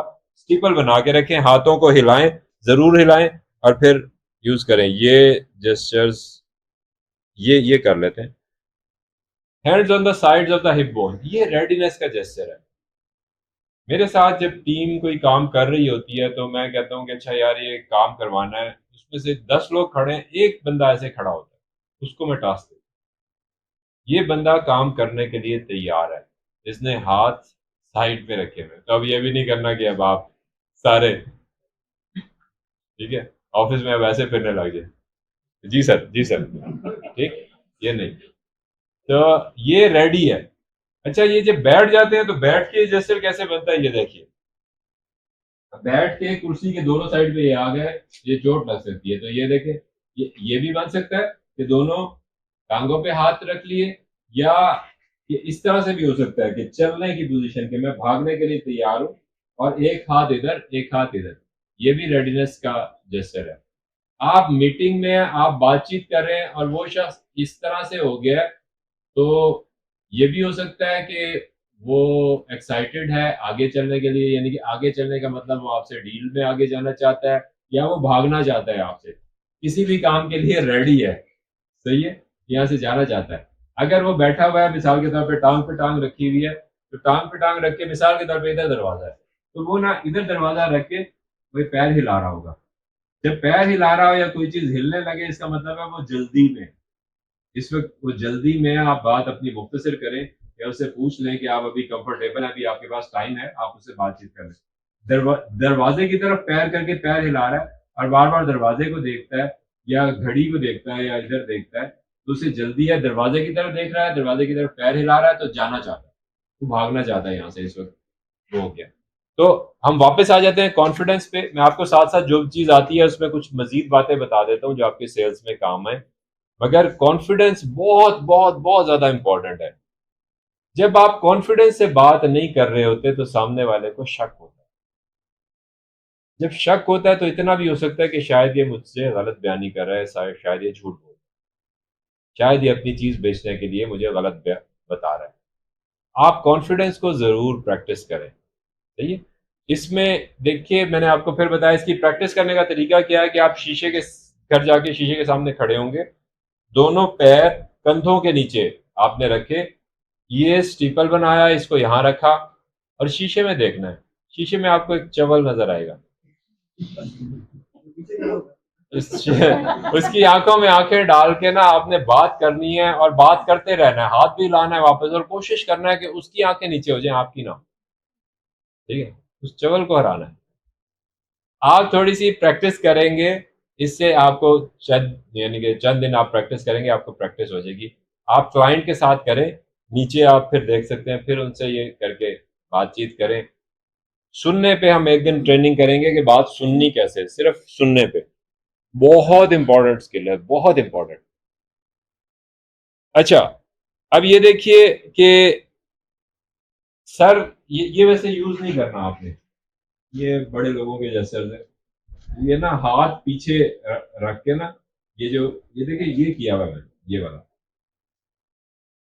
ये सर के पीछे हाथ रखना, ये है। अब इसके साथ क्या हो रहा है, इसके साथ दो चीजें, ये कॉन्फिडेंस दिखाता है। अब मेरी देखिए कि लेग्स अनक्रॉस्ड हैं, अगर मैंने ये टांग क्रॉस कर ली, ये इसी तरह से इस जैसे में इस तरह से होती है, इसमें ऐसे नहीं होती, कोई होना बड़ा मुश्किल है। तो ये कर ली ना, इसे फिगर 4 क्रॉस कहते हैं। अमेरिकन अमूमन इस तरह से बैठते हैं, मुख्तलिफ मुल्कों के भी ट्रेंड्स है। अगर ये कर लिया, लेग क्रॉस हो गई, ऊपर से कॉन्फिडेंस, नीचे से क्लोज जेस्चर, ये एरोगेंस होगी, ये मगरूर है, शख्स मगरूर कर रहा है। ओपन है, ये ठीक है, मगर इसको छोड़े, आपने नहीं करना, बड़े लोगों के जैसा है, छोड़े। आपके लिए जो हुक्म है आज के लिए, कॉन्फिडेंस का जो जेस्चर आपने प्रैक्टिस करना है, अभी हम सब लोग आप खड़े होकर प्रैक्टिस करेंगे। आपने क्या करना है कि पहला कंधों के नीचे पैर रखने हैं सीधे, सही है। स्टीपल बनाना है, स्टीपल बनाया, हल्का सा चेहरे पे स्माइल रखना है, सामने वाले को देख के और बातचीत करनी है।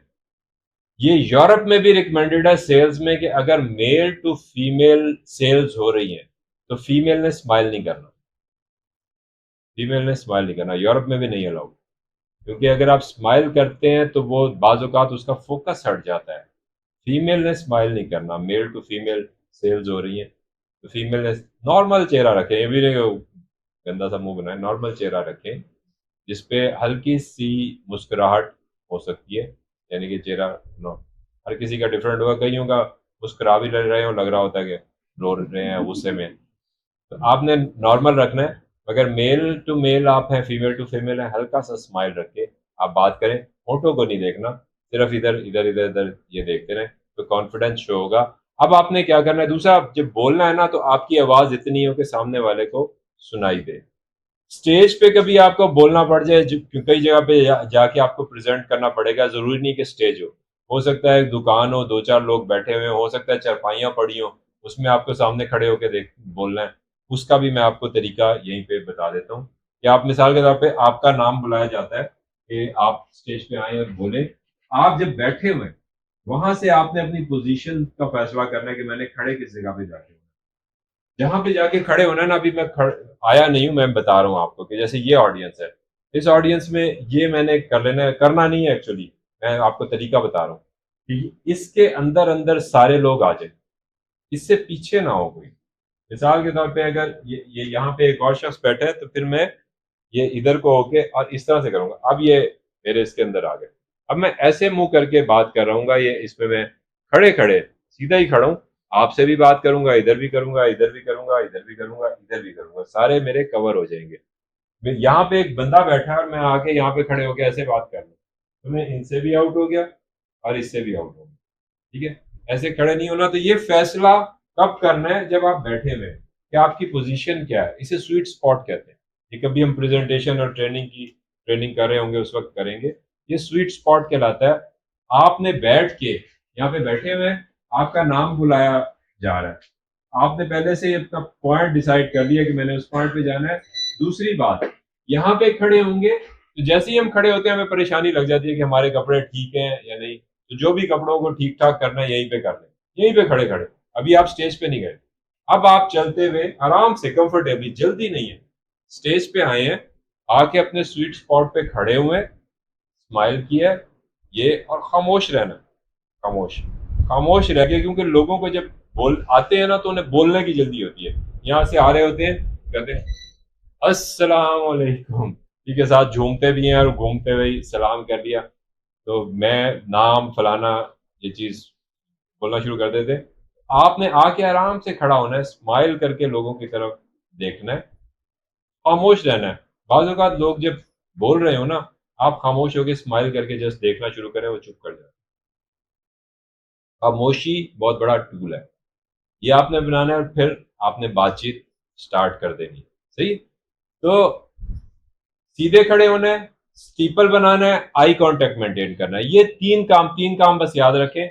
ये तीन काम अभी आपने प्रैक्टिस करना है कि सब लोग अपनी अपनी जगह पे खड़े होकर सिर्फ यूं रुख तब्दील कर लेंगे दो दो के पेयर्स में एक दूसरे की तरफ, और आपस में बातचीत करेंगे। जस्ट 2-1 मिनट आपस में बातचीत करें और फिर हम इंशाल्लाह इसको आगे बढ़ाते हैं।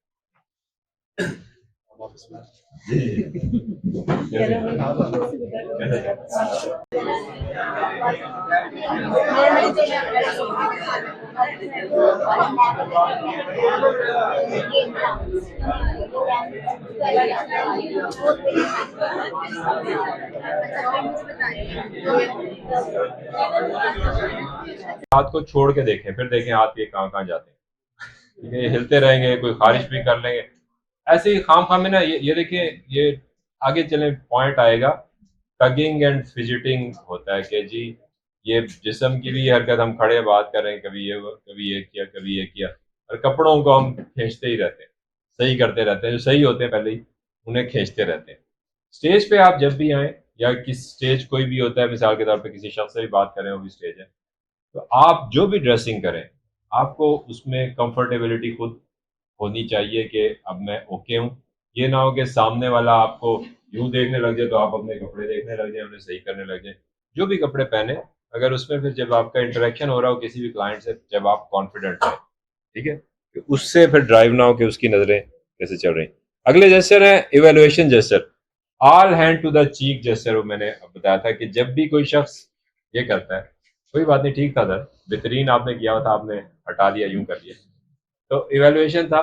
अच्छा ये देखिए, ये मैं बैठा हूँ, ये खड़ा हुआ हूँ, ये हाथ रखा मैंने, इसके ऊपर ये दूसरा हाथ रखा, स्टैंड चाहिए ना नीचे के किसी चीज पे सहारा है, और अब ये मैंने इस पे हाथ रखना, तो ये सर को थोड़ा सा झुकाया, अब ये इस पे रख लिया है, इस हाथ पे रख लिया।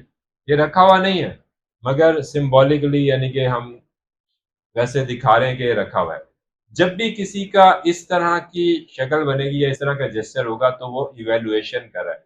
इवेल्युएशन का मतलब ये कि आपकी बात को जांच रहा है, आपकी बात को समझने की कोशिश कर रहा है, आपके बात का एनालिसिस कर रहा है, आपकी बात अब इसमें कि वो पॉजिटिव है, आपकी बात में दिलचस्पी ले रहा है या नहीं ले रहा, ये पता चलेगा बाकी जेस्चर से मिलके।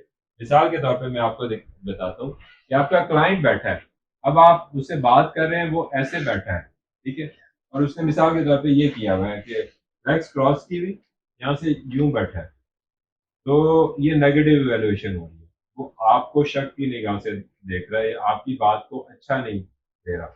एक है वो ये बैठा है, ये अब ये पॉजिटिव इवैल्यूएशन हो रही है कि वो आगे को झुक के बैठा है, उसकी टांगे अनक्रॉस्ड हैं और वो उसने ये हाथ इधर रखा हुआ है। दूसरी बात ये कि हाथ रखना जरूरी नहीं है। जब कोई शख्स बात सुन रहा हो ना, वो चेक करने के लिए उसका सर देख ले, सीधा टेढ़ा है। जब टेढ़ा है वो आपकी बात सुन रहा है, जब सीधा है वो आपकी बात नहीं सुन रहा। इसके सीधे की मैं और भी आपको चीज बताता हूँ कि इसके पीछे राज क्या है। वो अगला जेस्चर आ जाता है, all hand to cheek gestures are evaluation gesture के। इस वक्त वो आपकी बात सुन रहा है। अगर नेगेटिव इवैल्यूएशन हो रही है, बाकी जेस्चर नेगेटिव है, तो आपकी बात से मनफी मैसेज ले रहा है या आपकी बात से फैसला आपके खिलाफ कर रहा है। अगर पॉजिटिव जेस्चर के साथ है तो आपके हक में फैसला कर रहा है। आपका टारगेट है कि जब मैं बोल रहा हूं ये मेरी बात सुने और मेरे हक में फैसला करे। दूसरा, जब वो बोल रहा है तो आपने उसको शो ये कराना है कि मैं आपकी बात में फुल दिलचस्पी ले रहा हूं। उसके लिए आप अगर खड़े हुए हैं तो आप बेशक ये स्टीपल बना के खड़े हैं, तो जरूरी नहीं कि स्टीपल भी बनाए। आप कहें जी स्टीपल कॉन्फिडेंस के लिए बनाना था, आप बात भी सुननी है तो क्या करें, ये करें, नहीं, ये नहीं करना। आपने स्टीपल बनाया हुआ है, आपने सिर्फ अपना सर टेढ़ा करना है और ये यस यस करते रहना है, हल्का सा स्माइल रखना है, ठीक है। Male to male, female to female. अगर आप फीमेल हैं तो आप सिर्फ सीरियस मुंह बेशक रखें, थोड़ा सा टेढ़ा कर लें, ये करते रहें। साथ आप वोकल प्रॉम्प्ट्स भी देते रहें। वोकल प्रॉम्प्ट्स क्या है? जी, जी बिल्कुल ठीक, सही कह रहे हैं आप, या कुछ भी इस तरह के कोई मुंह से बोल अल्फाज भी बोलते रहें। एक होता है ना हूँ, ये नहीं, ऐसे नहीं करना। एक ही नहीं करना, चेंज करने, वोकल वैरायटी देनी है, मुख्तलिफ चीजें बोलनी है। तो आपने स्टीपल बनाया हुआ है, आपने सर टेढ़ा कर लिया। सर टेढ़ा करने का भी मतलब ये हैंड टू द चीक है कि जब सर टेढ़ा है तो बात आपकी सुनी जा रही है। पॉजिटिव जेस्चर के साथ है तो वो पॉजिटिव ले रहा है बातों को, जो मालूमात ले रहा है। नेगेटिव जेस्चर के साथ है तो आपकी बातों को नेगेटिव ले रहा है। अब आपको पता चल जाएगा कि जब आपका क्लाइंट आपके पास आया है और आप वो यूं करके आपकी बात सुन रहा है और आप बड़े एक्साइटेड होकर बातें बता रहे हैं, तो वो मनफी ले रहा है आपकी बातों को किसी भी वजह से। इस वक्त बेशक बातचीत तब्दील करें, किसी और टॉपिक पे लेके जाए, उसका जेस्चर वापस लेके। इसका एक आखिर में कुछ टेक्निक्स मैं बताऊंगा जल्दी जल्दी, जिससे आप चीजों को वापस सेल्स में फेर सकते हैं। दूसरी चीज है स्ट्रोकिंग चिन। ये देखें, जब किसी शख्स की ठोड़ी ऊंची हो गई, हवा में ऊंची हो गई, तो वो फैसला कर रहा है। इस वक्त वो फैसला कर रहा है। अगर उसके जेस्चर्स ओपन है तो वो आपके हक में फैसला कर रहा है। अगर उसके जेस्चर क्लोज हैं तो आपके खिलाफ फैसला कर रहा है कि जी आज नहीं लेना, मैं कल आऊंगा, या अभी पैसे नहीं है, या कोई भी बात इस तरह की, ठीक है। स्ट्रोकिंग चिन। अब ये स्ट्रोकिंग चिन ये है, ये कई तरह से हो सकती है। मिसाल के तौर पे किसी की ऐनक है या बॉल पॉइंट है, बॉल पॉइंट को यहाँ पे टच कर रहा है, या ये ऐनक है, ऐनक को ये कर रहा है, ये सब स्ट्रोकिंग चिन में आते हैं। इसका टारगेट है कि थोड़ी ऊंची उठेगी, आपको देख रहा है थोड़ी ऊंची उठी हुई। रॉयल फैमिली में, जब ब्रिटिश रॉयल फैमिली है, उनके बच्चों को प्रैक्टिस करवाई जाती थी कि आपने इस तरह से चलना है। वो कहते हैं कि हवा को ये सूंघते हुए चलो। इसका मतलब क्या है कि क्यों ऐसे प्रैक्टिस कराई जाती थी? पुराने जमाने में ना बादशाह क्या करते थे कि बादशाह जो है वो, उनके सामने मुख्तलिफ केसेस आते थे, मुख्तलिफ मामलात आते थे, और वो फैसले देते थे, इसको जिंदान में डाल दो, इसको माफ कर दो, इसको तहाइफ दे दो, कुछ ना कुछ फौरी तौर पे फैसले करते जाते थे जो उनकी समझ में आ गया। तो बादशाहों को ये ठोड़ी उठा के रखने का इस वजह से ट्रेनिंग दी जाती थी कि लोगों को लगे कि ये फैसला कर रहा है। बादशाह जो है वो, जब वहां पे बात हो रही है और वो जनाब यूं कर रहा है कि ये या यूं, या ये क्या हो रहा है कि खुद घबराहट महसूस करवा रहा है, तो उससे कॉन्फिडेंस नहीं महसूस होगा, या ये नहीं जाएगा कि ये फैसला कर रहा है। उन्हें शायद नहीं पता था कि इससे फैसला करना जाहिर होता है। अगर जब आपकी ये ठोड़ी उठी हुई हो तो आप वो, या आपके क्लाइंट की ठोड़ी उठी हुई हो, यूं करके वो बात कर रहा हो तो फैसला कर रहा है, या ये कर रहा है कुछ, आप बात कर रहे हैं, या दाढ़ी है इस तरह से कर रहा है, थोड़ी उठी हुई है, इस तरह से कर रहा है, तब भी वो फैसला कर रहा है। सर सीधा है, थोड़ी उठी हुई है, फैसला हुआ है। तीसरा इसमें आखिरी जेस्चर है ये तीसरे ग्रुप में, जिसमें देखिए मैं ट्रेनिंग दे रहा हूँ, बंदा बैठा है, उसने मुंह पे हाथ रखा है, उसके बाद मुंह चिब्बा हो गया। जब चिब्बा हो गया मुंह तो बोर हो गया, वो कहता है अल्लाह का वास्ता ट्रेनिंग बंद करो, आइंदा नहीं आऊंगा, गलती हो गई, इसको खत्म करो। तो जब किसी शख्स आपके सामने क्लाइंट बैठा है, आप बड़ी जबरदस्त प्रेजेंटेशन दे रहे हैं, आप बता रहे हैं, और वो यूं करके उसका मुंह चिपा हो गया, उसने इस पे वजन डाल दिया है, तो वो बोर हो गया, उसकी आपकी बात में बिल्कुल दिलचस्पी इस वक्त नहीं है। आप अपनी आप अपनी खसूसी नशरियात बंद कर सकते हैं, ठीक है। तो ये बिल्कुल मुंह जब टेढ़ा हो जाए, इस पे वजन डाल दे कोई ये, तो ये बोर हो गया, इस पे ये करके ना, तो वो अब आपकी बात में दिलचस्पी नहीं ले रहा, आपकी बात कोई खास नहीं लग रही।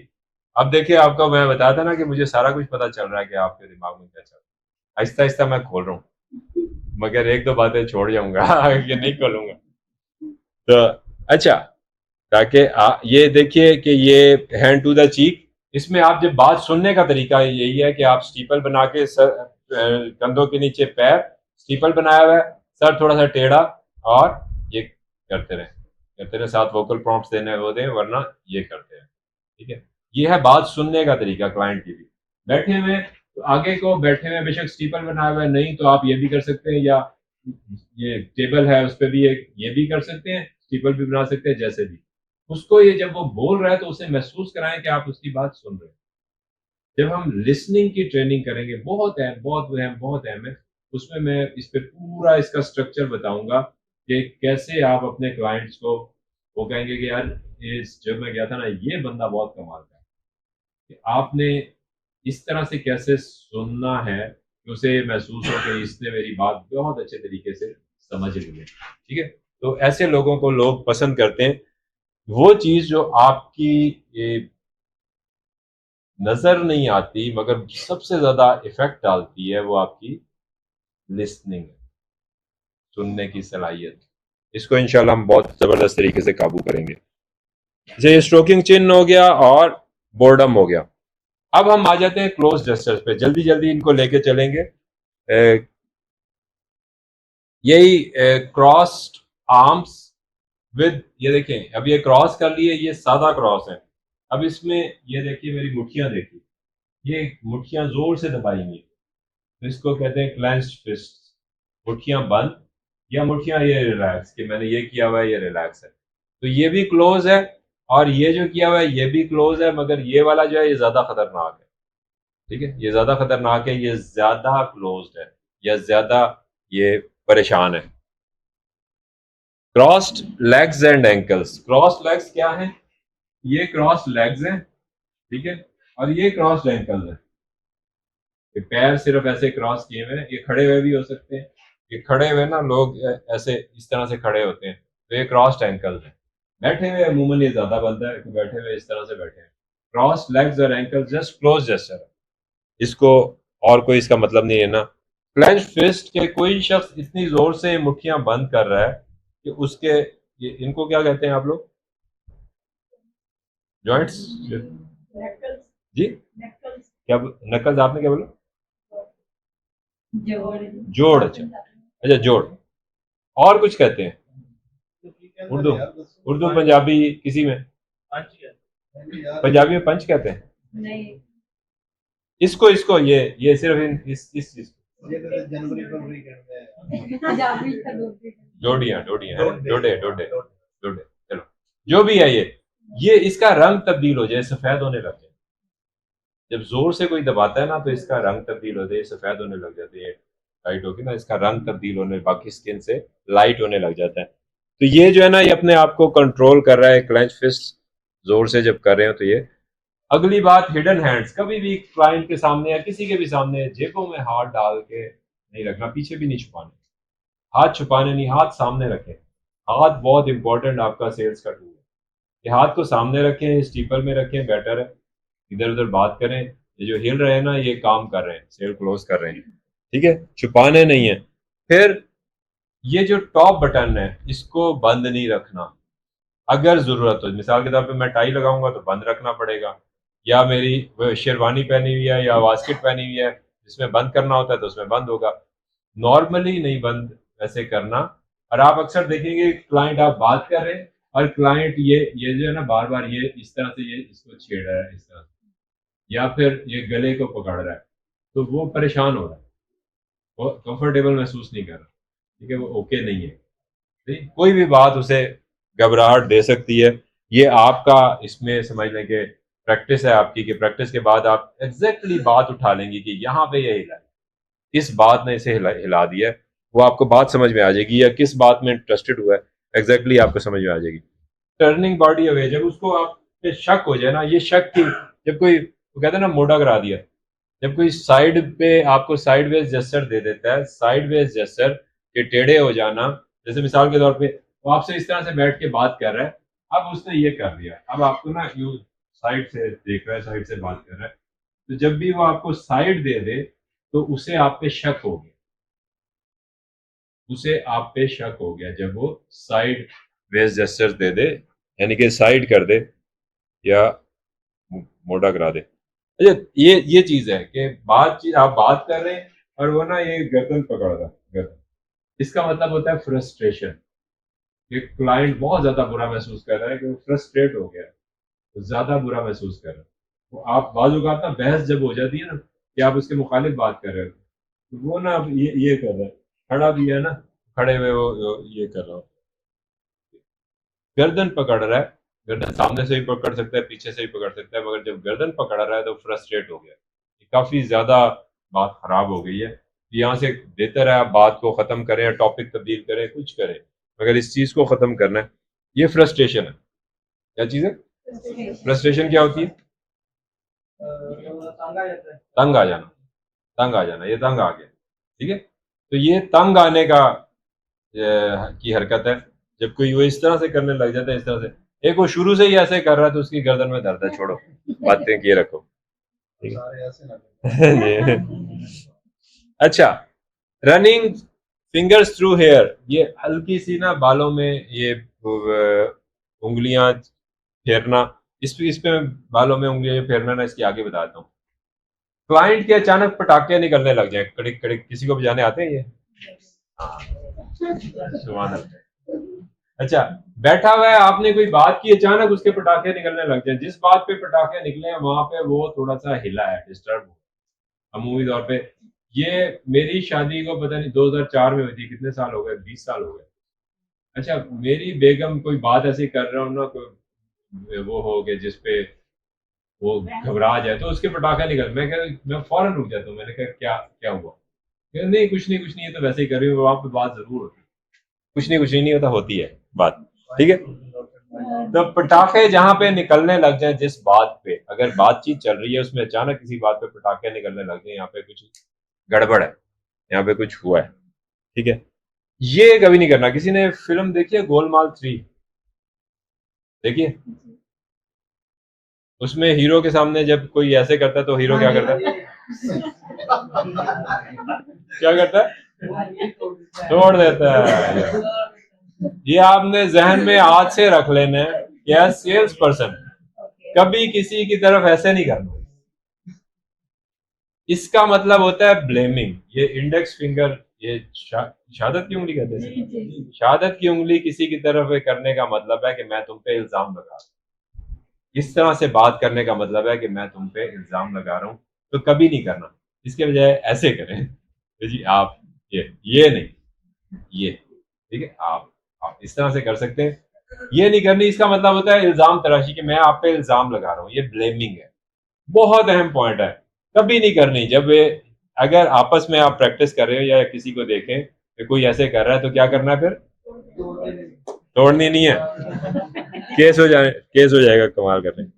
अच्छा, डाउट एंड अनसर्टेनिटी, लाइट, ये अब आ गया कि जी ये बहुत अहम चीज है, बहुत अहम चीज है, समझ लें। लाइट रबिंग एंड स्क्रैचिंग, हल्की सी खुरक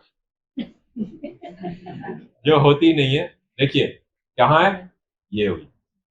अब कई लोग शुरू में भी ये कर रहे थे, ये इसका मतलब क्या है कि ये इसका क्या हुआ? भाई कोई खारिश हो रही है तो ये करे, ये क्या हुआ? या ये, या ये, या एक ऐसे करता है बंदा, ऐसे सर में हल्का सा टच करता है, ये क्यों करता है कि जब कोई शख्स थोड़ा सा परेशान होता है तो उसकी टिप्स पे ब्लड सप्लाई बढ़ती है। मेडिकली बता रहा हूँ, ये नाक की टिप है, यहाँ पे कानों पे, सर की टिप पे और इस जगह पे ब्लड सप्लाई बढ़ती है तो उसे इरिटेशन महसूस होती है। मगर बहुत हल्की सी होती है तो प्रॉपर खुरक की जरूरत नहीं होती, वो जस्ट ये करता है और ये हटा लेता है या ये करता है या ये करता है। असूल मैं आपको बता दूं, अहम गुफ्तगू के दौरान चेहरे को टच नहीं करना। और कभी आप नोट करें कि चेहरे पे हाथ पहुंच गया फिर जोर से कोई रगड़ लें, जिधर भी पहुंचा इधर जहां पे पकड़ लें, जोर से कर लें, लाइट सा नहीं गुजारना। लाइट जो है वो शक की बात होती है कि जनाब आप ये संडे तक माल डिलीवर हो जाएगा, यस सर, झूठ बोल रहे हैं, इसको खुद अंदर से लग रहा है नहीं होगा, ये कर लिया बात करते हुए ना, लाइट, बिल्कुल लाइट सा। ये अमूमी तौर पे इसका मतलब है, देखिए नाक का इसका मतलब है आई कांट फील इट, कि मुझे महसूस नहीं हो रहा, I can't see it, I can't hear it, I can't understand it, मुझे समझ नहीं आ रहा, मुझे सुनाई नहीं दे रहा, मुझे दिखाई नहीं दे रहा, मुझे ऐसा नहीं लगता, ऐसा महसूस नहीं हो रहा। तो ये महसूसमेंट है, ठीक है, महसूस करना। ये लाइट रबिंग एंड स्क्रैचिंग ये शक है। डाउट, जब यानी इंग्लिश में दो लफ्ज होते हैं, डाउट टू सस्पिशन। उर्दू में होता है शक और शक। सस्पिशन का मतलब भी शक, डाउट का मतलब भी शक। शक जब बढ़ जाए तो लोग साइडवेज जेस्चर बना लेते हैं, साइडवेज बॉडी, साइडवेज बात के आधा मुंह खोल के बात करते हैं और गेज भी साइड, देखते भी साइड से। आपको हार्ट प्रेजेंट नहीं करते कि ये इस तरह से आपसे बात नहीं करते, आपसे कोई ये करके या ये यूं ही बात करते। जब कोई शख्स इस तरह से आपको बात कर रहा है ना, तो वो आपके साथ कंफर्टेबल नहीं है, आप पे मशकूक है, आप पे उससे शक हो रहा है, आपसे शक में बात कर रहा है। तो इसे आपको देखने की जरूरत है कि यहाँ से आप ये देखें, ये भाईजान ये भी मियाँ बीवी हैं मगर ना इसकी बेगम को सब पता चल गया इसके बारे में। उसने साइडवेज लेग्स क्रॉस कर ली हैं, आर्म्स क्रॉस कर ली हैं और साइडवेज आंखों से देख रही है। उसने सर पकड़ लिया, वो रुल गया, उसे पता चल गया कि मैं रुल चुका हूं, ठीक है, आज ये पिटेगा।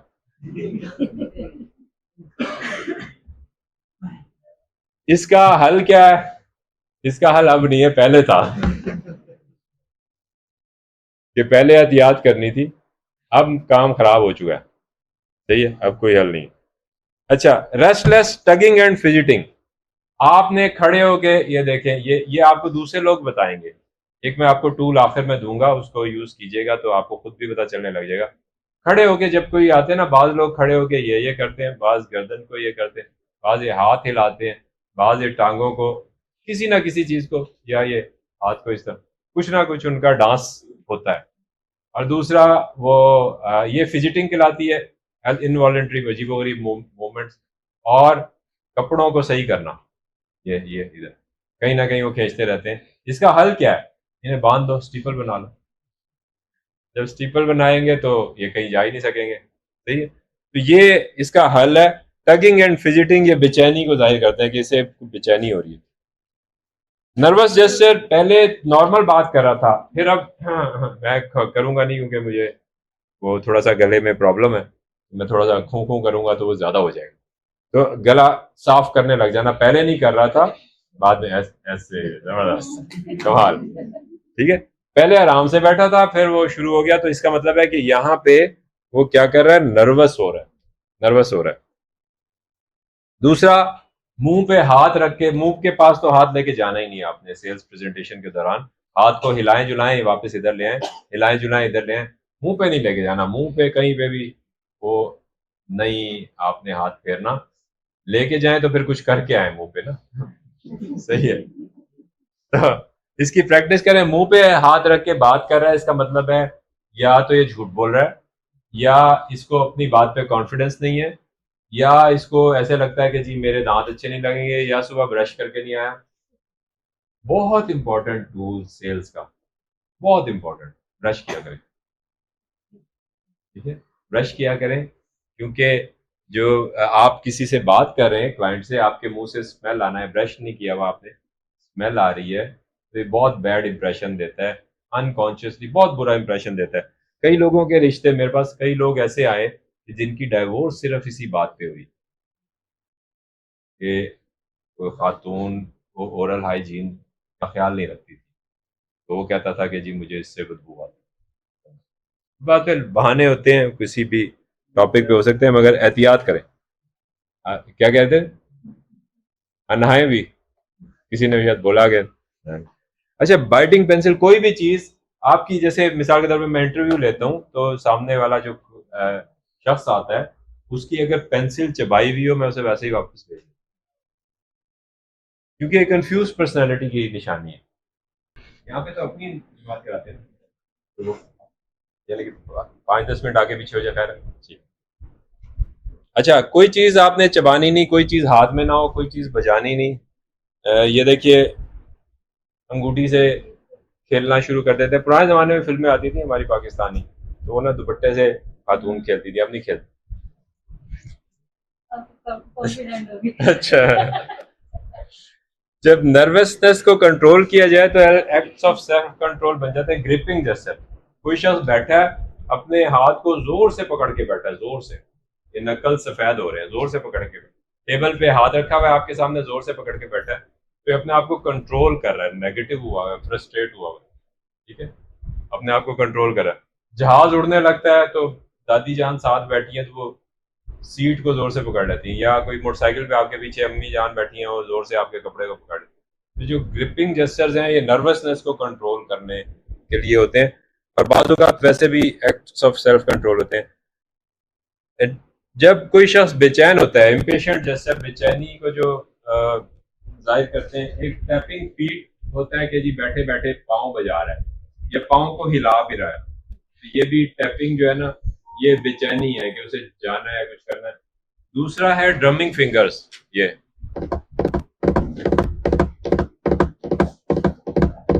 घोड़ा जो भागता है, ठीक है, ड्रमिंग फिंगर। तीसरा है कोई भी चीज जेब में, की चेन है या पैसे हैं, सिक्के हैं, उन्हें बजाना, उन्हें उनकी आवाज निकालना। जब ये आवाज निकल रही होती है, ये बेचैनी के जेस्चर्स हैं। लास्ट जेस्चर्स हैं इम्पेशेंट इंटरप्ट। आप बातचीत कर रहे हैं, सामने क्लाइंट बैठा है और उसने ना ये हाथ, ये फिंगर रेज कर दी है, तो आपने चुप कर जाना, आपने उससे पूछना जी आप कुछ कहना चाह रहे हैं।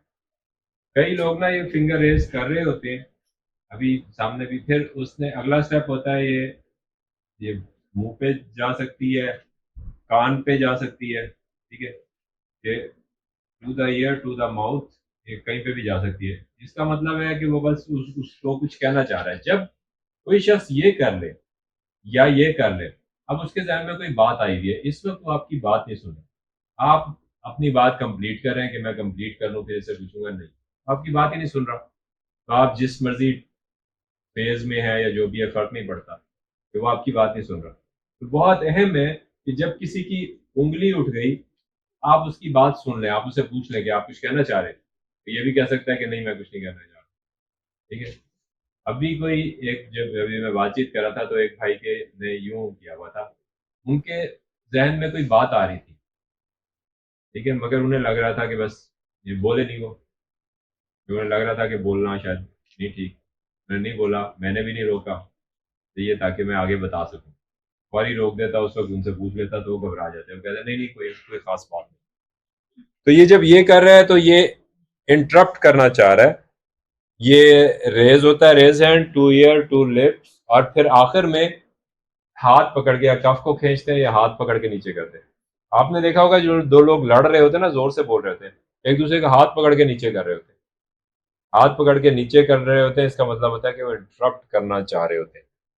यहाँ तक कि बातचीत हमारी खत्म हो गई, कुछ सवालात हैं ताकि चेक कर लें आपको क्या आया, कि आपसे किसी क्लाइंट ने पूछा जी कि परसों तक मेरी प्रोडक्ट पहुंच जाएगी, और आप ये स्टीपल बना के इस तरह से खड़े हैं, आप कह रहे हैं जी इंशाल्लाह पहुंच जाएगी,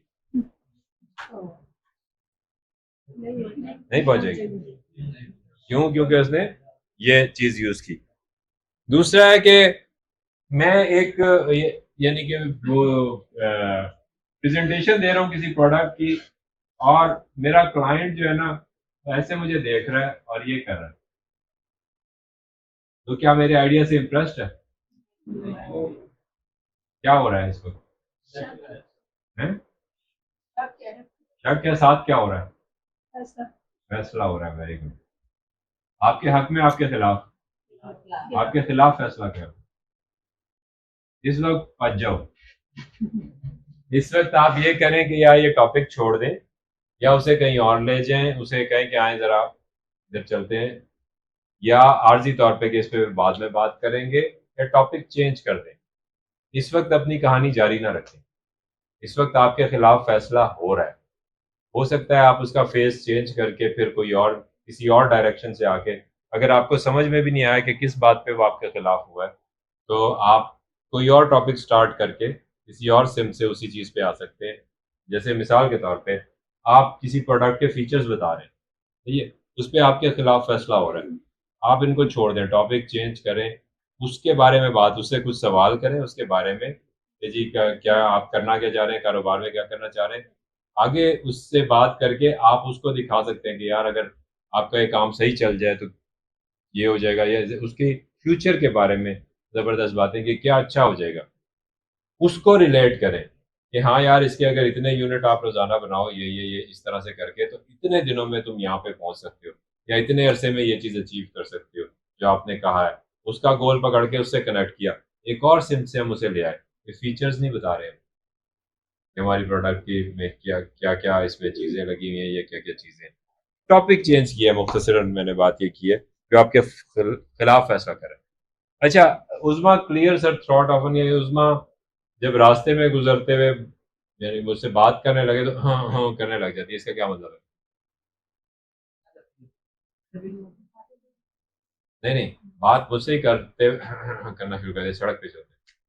तीन बातें हैं, घबरा रही है वो, नर्वस हो रही है, या मुझसे बात करने से नर्वस हो रही है, या सड़क पे बात करने से नर्वस हो रही है, या दोनों बातें। मुझसे सड़क पे बात करने से नर्वस हो रही है, वैसे नर्वस नहीं होती। जब अमजद जो है वो टेबल पे आगे को हुआ है और उसने जोर से अपनी रिस्ट पकड़ी हुई है, ये कलाई पकड़ी हुई है, ये क्या कर रहा है? अपने आप को कंट्रोल कर रहा है, एक्ट ऑफ सेल्फ कंट्रोल, अपने आप को, ये नर्वसनेस को कंट्रोल करना। ग्रिपिंग जेस्चर जो है वो कंट्रोल के, ग्रिप कंट्रोल, तो ग्रिप कर रहा है वो कंट्रोल कर रहा है। ये भी अच्छी सिचुएशन नहीं होती, इसमें जो है आपने टॉपिक्स चेंज करने होते हैं, किसी और सिम में जाने होते हैं। जब मैं बात कर रहा होता हूँ तो साथ ऐसे बैठा होता है, क्या वो कुछ कहना चाहता है? यस, कुछ कहना चाहता है और बातें नहीं सुन रहा। सामने वाला शख्स ऐसे बैठा है, एक ही शख्स है, और आप बात की जा रहे हैं, आप कहें मेरी बड़ी ज़बरदस्त तकरीर चल रही है, कोई काम की नहीं है, वो सुन ही नहीं रहा। ठीक है। अच्छा, एक शख्स ने वो आप बात कर रहे हैं और वो ये कर रहा है, इसका क्या मतलब है? इसका मतलब क्या है? गर्दन पकड़ने का, फ्रस्ट्रेशन। आप बताते क्यों नहीं बेटे, आपका कॉन्फिडेंस बिल्डिंग के लिए ही ये सेशन है, और आप इतने लेस कॉन्फिडेंस के साथ जवाब दें कैसे? उसका उसका तरीका है, अगर जवाब देना ना इस तरह से तो फिर सारे ना यूं करके यूं बैठ। इसका क्या मतलब? नहीं, बोर हो गए, बोर हो गए, बोरियत, ये है फ्रस्ट्रेशन। ये किसी को, यानी कि वो कहते हैं कि ये तुम्हारी बात, इंग्लिश में मुहावरा है पेन इन द नेक, ये तुम्हारी जो ये बात है ना, ये मेरे लिए पेन इन द नेक बन गई है। आप जस्ट आज के सेशन में करना क्या है, कुछ जल्दी जल्दी हम एक्शन स्टेप्स लेंगे और इस सेशन को क्लोज करेंगे। ये थोड़ा लंबा सेशन है क्योंकि इसमें प्रैक्टिस बहुत ज़्यादा होती है, बट हम टाइम के लिहाज से इसको ब्रीफ किया है। आपके लिए जो करने का है ना, वो कॉन्फिडेंस के टूल्स अप्लाई करने हैं, 3 करने हैं। आई कांटेक्ट मेंटेन करना है, स्टीपल बनाना है, सीधे खड़े होना है। अगर आपने बैठना है, आधी चेयर पे बैठना है, फुल चेयर पे नहीं बैठना, आगे को बैठना है, टांगे अनक्रॉस रखनी है। ये स्टीपल बनाना बहुत इंपॉर्टेंट टूल है, क्योंकि जब आप स्टीपल बनाएंगे बहुत सारी चीज़ों से आप बचेंगे, इससे इससे इससे जो सारी बहुत सारी चीज़ें होती हैं उससे बच जाएंगे। आपकी एक एक्टिविटी है कि जब आप कोई जो है घर आज के बाद अपना सेल्फी कैमरा निकालें या किसी सामने वाले को कैमरा दें, मोबाइल दें, और एक टॉपिक ले लें, कोई सी एक बात, उसको आप उस पर बोलें, एक ही बात को, उसको देखें कि इस बात में क्या चीज़ हुई है, कैसी लग रही है, चाहे आपको इसमें से कुछ भी याद नहीं रहा कि कैसा लग रहा है, उसे इम्प्रूव करने की कोशिश करें। बाज़ औक़ात आप अपनी वॉइस को इम्प्रूव करेंगे, बाज़ औक़ात कोई बॉडी लैंग्वेज आपको नज़र आएगी, जी मैं ऐसे बैठा हूँ या बीमार लग रहा हूँ या कुछ, आप बेहतर करते जाएंगे। 30 दिन आपने करनी, 30 दिन बाद आपकी कम्युनिकेशन बहुत अच्छी हो जाएगी। आपने क्लाइंट के जेस्चर्स को नोट करना है कि वो बैठे बैठे आपकी बातों पे कहाँ पे उसने क्रॉस किया है, कहाँ पे उसने ये किया है, कहाँ पे उसने ये किया है, कहाँ। कोई भी जेस्चर जब नेगेटिव यूज करता है तो वहां पे वो आपकी डील से दूर जा रहा है। जैसे ही वो पॉजिटिव जेस्चर को यूज करता है कि वो ऐसे बैठा है और आपकी किसी बात पे इस तरह से हुआ है तो वो आपकी बात में उसने दिलचस्पी बनाई है। शुरू में जब जाते हैं ना, आपने क्या करना है, ये एक और टेक्निक है। जैसे इन साहब के पास में आया हूँ, ठीक है, आपका नाम क्या है जी? मोमिन। अच्छा, मैं भी मोमिन ही हूँ वैसे। मोमिन का मतलब क्या होता है? मुसलमान। मुसलमान, मुसलमान को मोमिन कहते हैं। सारे मोमिन बैठे, मैं इनके पास आया हूँ। आपने जब जाके बैठना है ना, तो स्टार्ट में क्या करना है, बच्चा माशाल्लाह बहुत इंटरेस्टेड बैठा है कि आगे को के वो भी झुक के बैठा हुआ है, बहुत इंटरेस्टेड बैठा है, उसकी हिम्मत है। इतनी देर से बैठा था। अच्छा, मैंने इसके जेस्चर्स को मैच करना, ठीक है, कि मैं इनके साथ आके बैठूंगा। पहले मैं जैसे मर्जी बैठ गया, अब मैं बात करते हुए मैं जाहिर नहीं होने दे रहा बातचीत, मैंने ये कर ली, ये मैं नहीं कर सकता क्योंकि मेरे लिए बड़ा मुश्किल हो जाएगा। आगे को झुक के बैठ, आप बैठो जैसे बैठो, मैं आगे को झुक के बैठूं। अब मेरे इनके साथ जेस्चर मैच हो गए, मैंने स्टीपल बना दिया, ठीक है। अगर ये बैठे हैं मिसाल के तौर पे क्रॉस करके, यदि यूं बैठे तो मैं भी आके ऐसे बैठ जाऊंगा, ऐसे बैठूंगा एग्जैक्टली नहीं, ये नहीं कि देख के अच्छा ये बस बल नहीं, पेरिफेरल विजन से मैं ये बैठ गया, अब इनसे बातें कर रहा हूँ, ज्यादातर मैं इनके बारे में बात करूंगा, इनसे सवाल इनके बारे में पूछूंगा, तो उनका पॉजिटिव होने का चांस ज्यादा है। वरना जैसे मैंने बताया कि मेरे पास जब क्लाइंट आता था तो मेरे पास अपनी प्रोडक्ट के कुछ बेनिफिट्स, मैं वो बताना शुरू करता था या उस पर बात करना शुरू करता था। वैसे बेहतर है कि उनके बारे में पूछना शुरू करें सवाल, जनाब कैसे हैं आप, कहाँ से हैं, वगैरह वगैरह। उनकी बातों में ये 3 स्टेप्स हैं। आस्क क्वेश्चन, सवाल पूछिए, फाइंड कनेक्शंस, डाखाने मिलाइए, and go in those direction के उस सिमत में बात को आगे बढ़ाइए जहाँ पे डाखाना मिल जाए, ठीक है। आप बात कीजिए, बात करके यहाँ तक कि उसका जेस्चर ओपन हो, जहाँ पे उसको रेपो आपकी बन गई, जेस्चर उसका ओपन हो गया, या आप उसके साथ ऐसे बैठे हैं। एक और तरीका है कि हो सकता है वो ऐसे ही बैठा रहे, आप बातचीत करें, थोड़ी देर बाद आपने जस्ट अनक्रॉस किया, अगर वो भी आपको फॉलो करता है, अनक्रॉस कर लेता है, इसका मतलब है आपकी रेपो बन गई, अब आप उससे बातचीत कर सकते हैं। मगर वो क्रॉस्ड है, आप वो इस तरह से बैठा है और आप बैठ के उसे फॉरन प्रेजेंटेशन देना शुरू कर दें या प्रोडक्ट का बताना शुरू कर दें, नहीं, उसे पूछ रहे हैं जी पानी पियेंगे आप, कोई चीज बात उसे सवाल करें, उसे कंफर्टेबल करें, ठीक है, कंफर्टेबल करें। दूसरी बात ये कि बेहतर है लोगों को इज्जत देनी है, उसके लिए आप उनके जैसी सीट पे आ जाएं, यानी कि ऐसा फील हो कि उन जैसी सीट पे वो बैठे वैसे ही बैठे।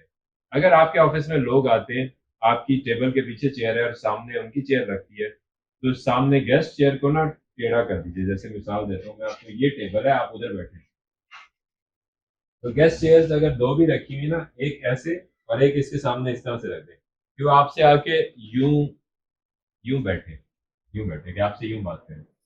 जब आपको बिल्कुल फेस करता है तो अनकॉन्शियसली उसके दिमाग में आपसे मुखालफत आती है, ठीक है।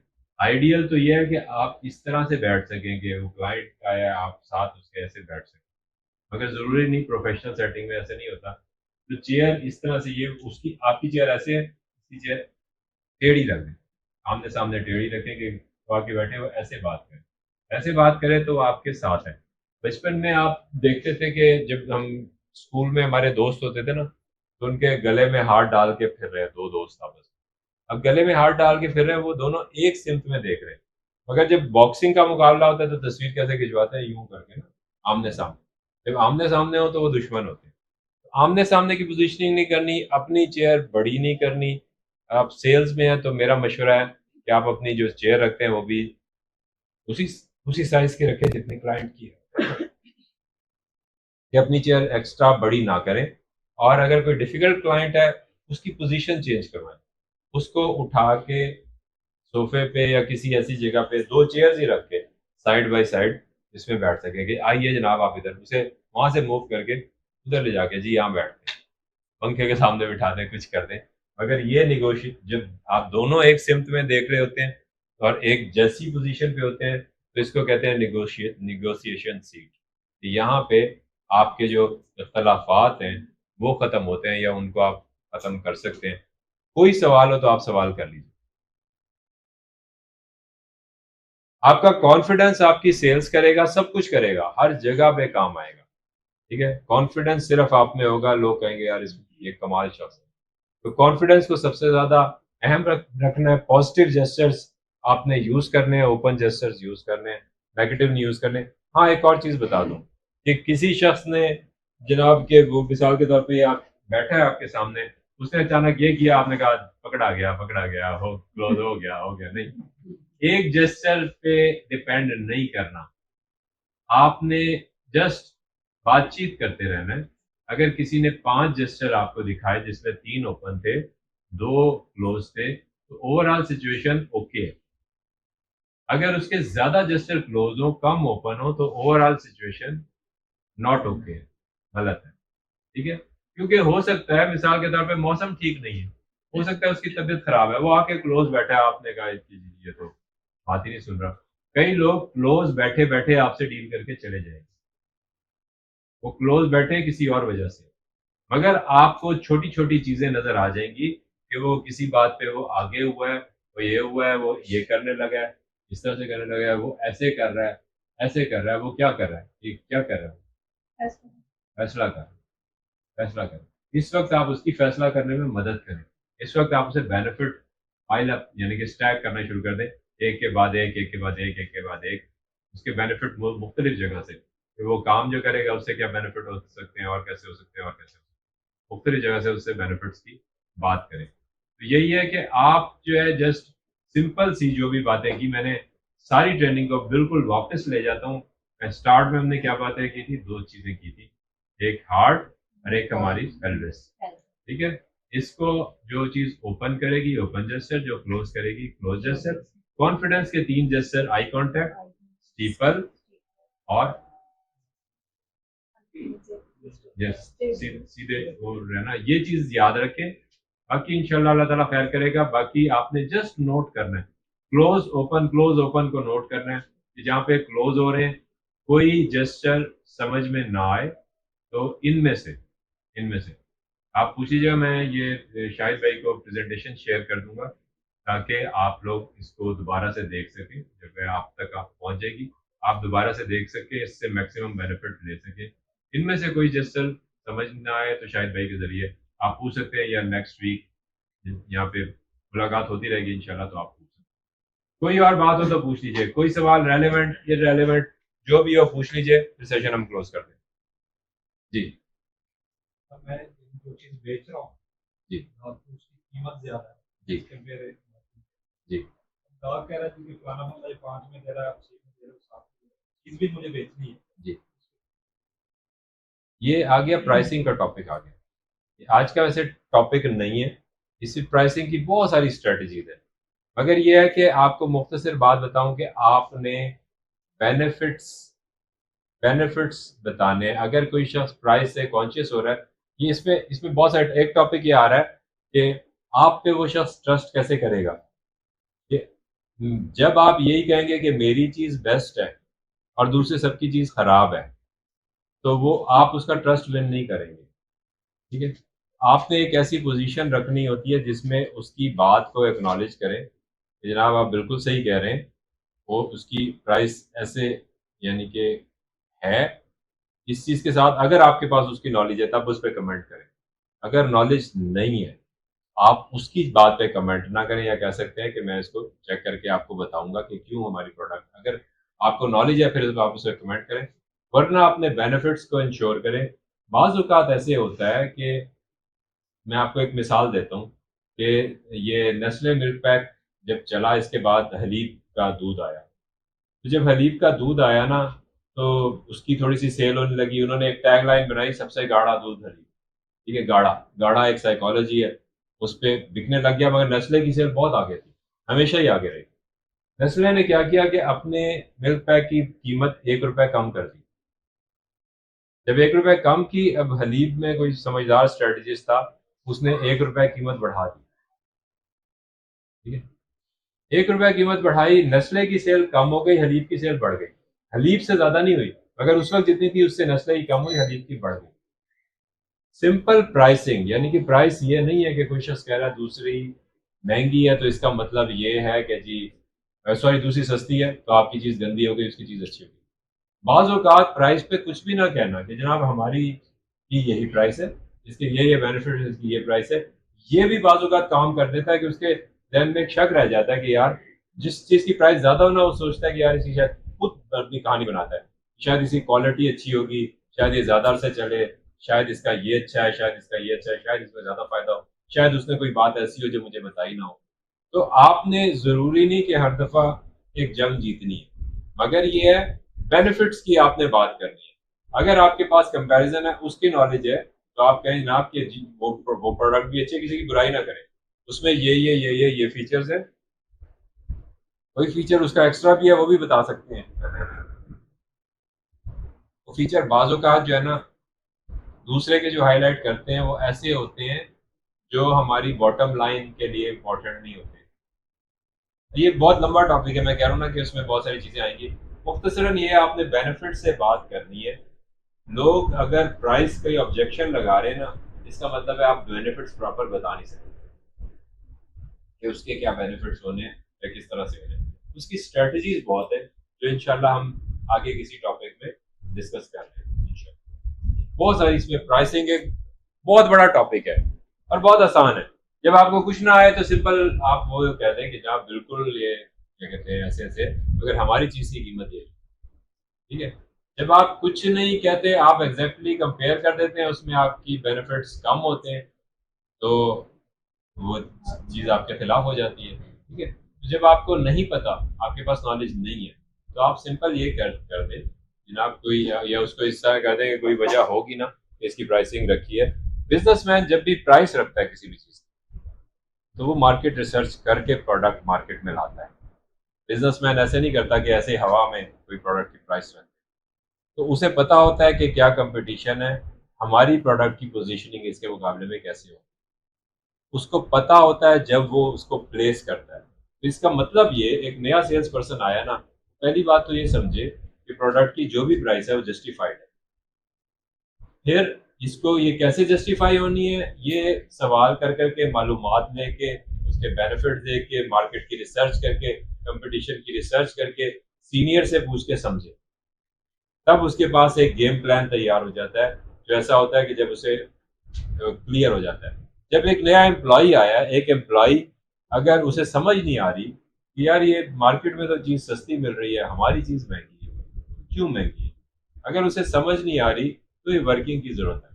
यानी कि बिल्कुल छोटा सा बिजनेस का एक बिल्कुल सादा सा पॉइंट है कि बिजनेसमैन मार्केट में रिसर्च करके, मार्केट की प्राइसिंग देख के, फिर हर चीज़ को देख के अपनी प्रोडक्ट को पोजीशन करता है, और उसका एक, इसके लिए उसकी प्रोडक्ट की सेल का एक इलाका होता है। ठीक है, मिसाल देता हूँ आपको कि क्या सुजुकी से कभी टोयोटा क्रोला ने प्राइस का मुकाबला किया, या होंडा सिविक ने प्राइस का मुकाबला किया? नहीं किया। जब उसके जो सेल्समैन है उसके पास कोई जाएगा, वो कहेगा जी सुजुकी वाले तो सुजुकी अल्टो इतने की दे रहे हैं, आप होंडा सिविक इतने की दे रहे हैं, तो वो क्या उसे जस्टिफाई करने की कोशिश करेगा? नहीं करेगा। वो शायद हंसेगा, शायद इसका जवाब भी ना दे। सही है? तो उसने जो पोजीशनिंग की ना, अब वो कहे या कोई और बड़ी गाड़ी हो गई, जैसे टेस्ला की इलेक्ट्रिक व्हीकल हो गई, अब उसकी तो प्राइस बहुत ज्यादा है। तो प्राइस क्यों है? उसने एक सेगमेंट को टारगेट किया। जो सेल्स पर्सन है उसे पता होना चाहिए कि ये सारी मालूमात पे कि किस सेगमेंट को टारगेट किया है, किस वजह से किया है, इस सेगमेंट में कंपटीशन क्या है। मिसाल के तौर पे होंडा सिविक वाला कहेगा कि जनाब आप टोयोटा रोला आर्टिस से कंपेयर करें, उसके मुकाबले में मैं आपको बताता हूँ कि हमारे क्या बेनिफिट्स हैं। जो सुजुकी आल्टो है वो टोयोटा या होंडा सिविक का कंपटीशन नहीं है। तो सिंपल उसे इस तरह से गाइड करें। तो हमारी नॉलेज, हमारा कॉन्फिडेंस, कुछ नहीं है कॉन्फिडेंस खाली शो करनी। प्राइसिंग बहुत डिटेल टॉपिक है, उस पर मैं नहीं इतने डिटेल नहीं जा रहा, मुख्तसर आपको चंद चीजें बता दी है। प्राइसिंग हमेशा जस्टिफाइड होती है और आपका कॉन्फिडेंस सब चीजों का बाप है।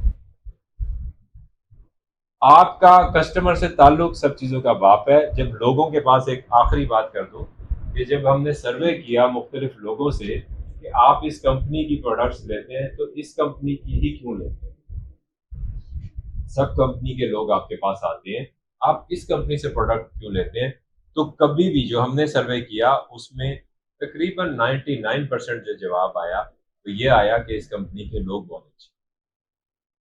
ये नहीं आया कि इसकी प्रोडक्ट बहुत अच्छी, ये नहीं आया कि उसकी प्रोडक्ट्स खराब है, लोग बहुत अच्छे। तो सबसे इंपॉर्टेंट जो फैक्टर है किसी भी बिजनेस, किसी भी काम में, वो आप है। प्रोडक्ट हमेशा आपसे बेहतर भी होगी, आपसे हल्की भी होगी। तो जैपनीज ने एक तरीका बनाया जो जैपनीज मैनेजमेंट कहलाता है, उन्होंने वो, उसमें एक टूल होता है काइजन। काइजन का मतलब होता है चेंज फॉर गुड। उसका साइंस पीछे ये होती है कि कंटिन्यूसली इंप्रूव करना। आपने एक मशीन बना ली, अब हम इस पे सोचते रहे कि इसे और बेहतर कैसे किया जा सकता है, ये और एफिशिएंट कैसे हो सकती है, ये और सस्ती कैसे हो सकती है, इसकी जो मॉडल जो है और छोटा कैसे हो सकता है। ये सारी इंप्रूवमेंट आप सोचते रहे, ये कभी खत्म नहीं होगा। ऐसा नहीं होगा कि आप इस स्टेज पे पहुंच जाए कि जनाब इससे आगे बेहतरी नहीं हो सकती। तो इससे जो जापान में बहुत मशहूर हुआ था ना कि जापान की चीजें बहुत अच्छी, वो क्यों हुआ कि उनकी जो मैनेजमेंट की साइकोलॉजी थी बेहतर करने की, वो लगातार उस पर फोकस रहे, उससे वो इतना बेहतर करते रहे, इतना बेहतर करते रहे कि जब पूरी दुनिया उस पर फोकस नहीं थी तो बेहतर हो गई। इसमें पॉइंट मैंने आपको ये दिया कि कभी भी ये नहीं होगा कि ना हमारी प्रोडक्ट ना किसी और की प्रोडक्ट बेहतरीन होगी, कभी भी नहीं होगी। बेहतर होगी इन कंपैरिजन टू व्हाट, किस प्राइस के मुकाबले में, किसको, आपका तो जो सेगमेंट है इसमें तो मुकाबला ही नहीं है। मार्केट में तो बड़ी मशीनें मिल रही हैं जो महंगी है, आपके सेगमेंट का तो मुकाबला नहीं है। इसमें फिर आगे बेनिफिट्स की बात है और आपकी बात है। अगर आप उसको फील, एक कॉन्फिडेंस दिखाते हैं नंबर एक, नंबर दो उसको फील करवाते हैं कि मैं आपके साथ सिंसियर हूं, वो आप पे ट्रस्ट कर सकते हैं, कहानी खत्म हो। ये करने की मेहनत एक दफा की है, सारी जिंदगी वो क्लाइंट आपको बिजनेस देगा, आपको ढूंढेगा कि जनाब आपसे की कोई और भी प्रोडक्ट लेनी होगी ना, आपसे मशवरा लेगा। एक फिर वही टॉपिक ये हमारा है। मैं एक एग्री सेक्टर की एक सेल्स कॉन्फ्रेंस में जा रहा था, उनके पता नहीं किस चीज के मैनेजर थे। बहरहाल वो बंदा जो था उसे मैं कुछ अर्से पहले, चंद साल पहले, 2-3 साल पहले इंश्योरेंस में मिला कि वो इंश्योरेंस बेचता था उस वक्त, और वो फिर एग्री सेक्टर में आया, एग्री से था नहीं और वो टॉप पोजीशन पे पहुंचा हुआ था। उसे उन्होंने कहा कि जी गाड़ी पे आपको साथ ले जाएंगे, जा रहे हैं। तो वो साथ गया तो रास्ते में उसे कॉल्स आती रही, उसे मुख्तलिफ ऐसे यानी कि जिम्मेदारों की कॉल्स आती रही जो उससे मशवरा कर रहे थे, और अक्सर ऐसी चीजों का मशवरा था जो प्रोडक्ट इनके पास थी ही नहीं, मगर क्यों कॉल्स कर रहे थे। उसने कहा मैंने यही जीता है, मैंने अपनी पोजीशनिंग ऐसे की है as a consultant, as an expert, as a trustworthy person, जिसपे एतबार किया जा सके कि अब ये मेरे जितने कनेक्शन है ना वो मशवरा मुझी से करते हैं, चाहे किसी और की भी प्रोडक्ट लेनी है, और मैं उन्हें सही मशवरा देता हूँ। ठीक है, आपका कोई कंपटीशन ही नहीं है। आपने ये दो चीजों पे कॉन्फिडेंस दिखाना है। उसमें एक टूल हमने यूज किया, कॉन्फिडेंस यहाँ खत्म नहीं हुआ, अभी कहानी शुरू हुई है, और भी हम बहुत सारी चीजें करेंगे। और ताल्लुक बनाना है, ट्रस्ट का ताल्लुक बनाना है। ये जो ट्रस्ट का बैंक अकाउंट जो आपने बना लिया, जितना बड़ा होता जाएगा उतने आपकी जेब में पैसे आएंगे, क्योंकि आपके जरिए सेल्स हो। ठीक है, थैंक यू, जज़ाकल्लाह, थैंक यू वेरी मच।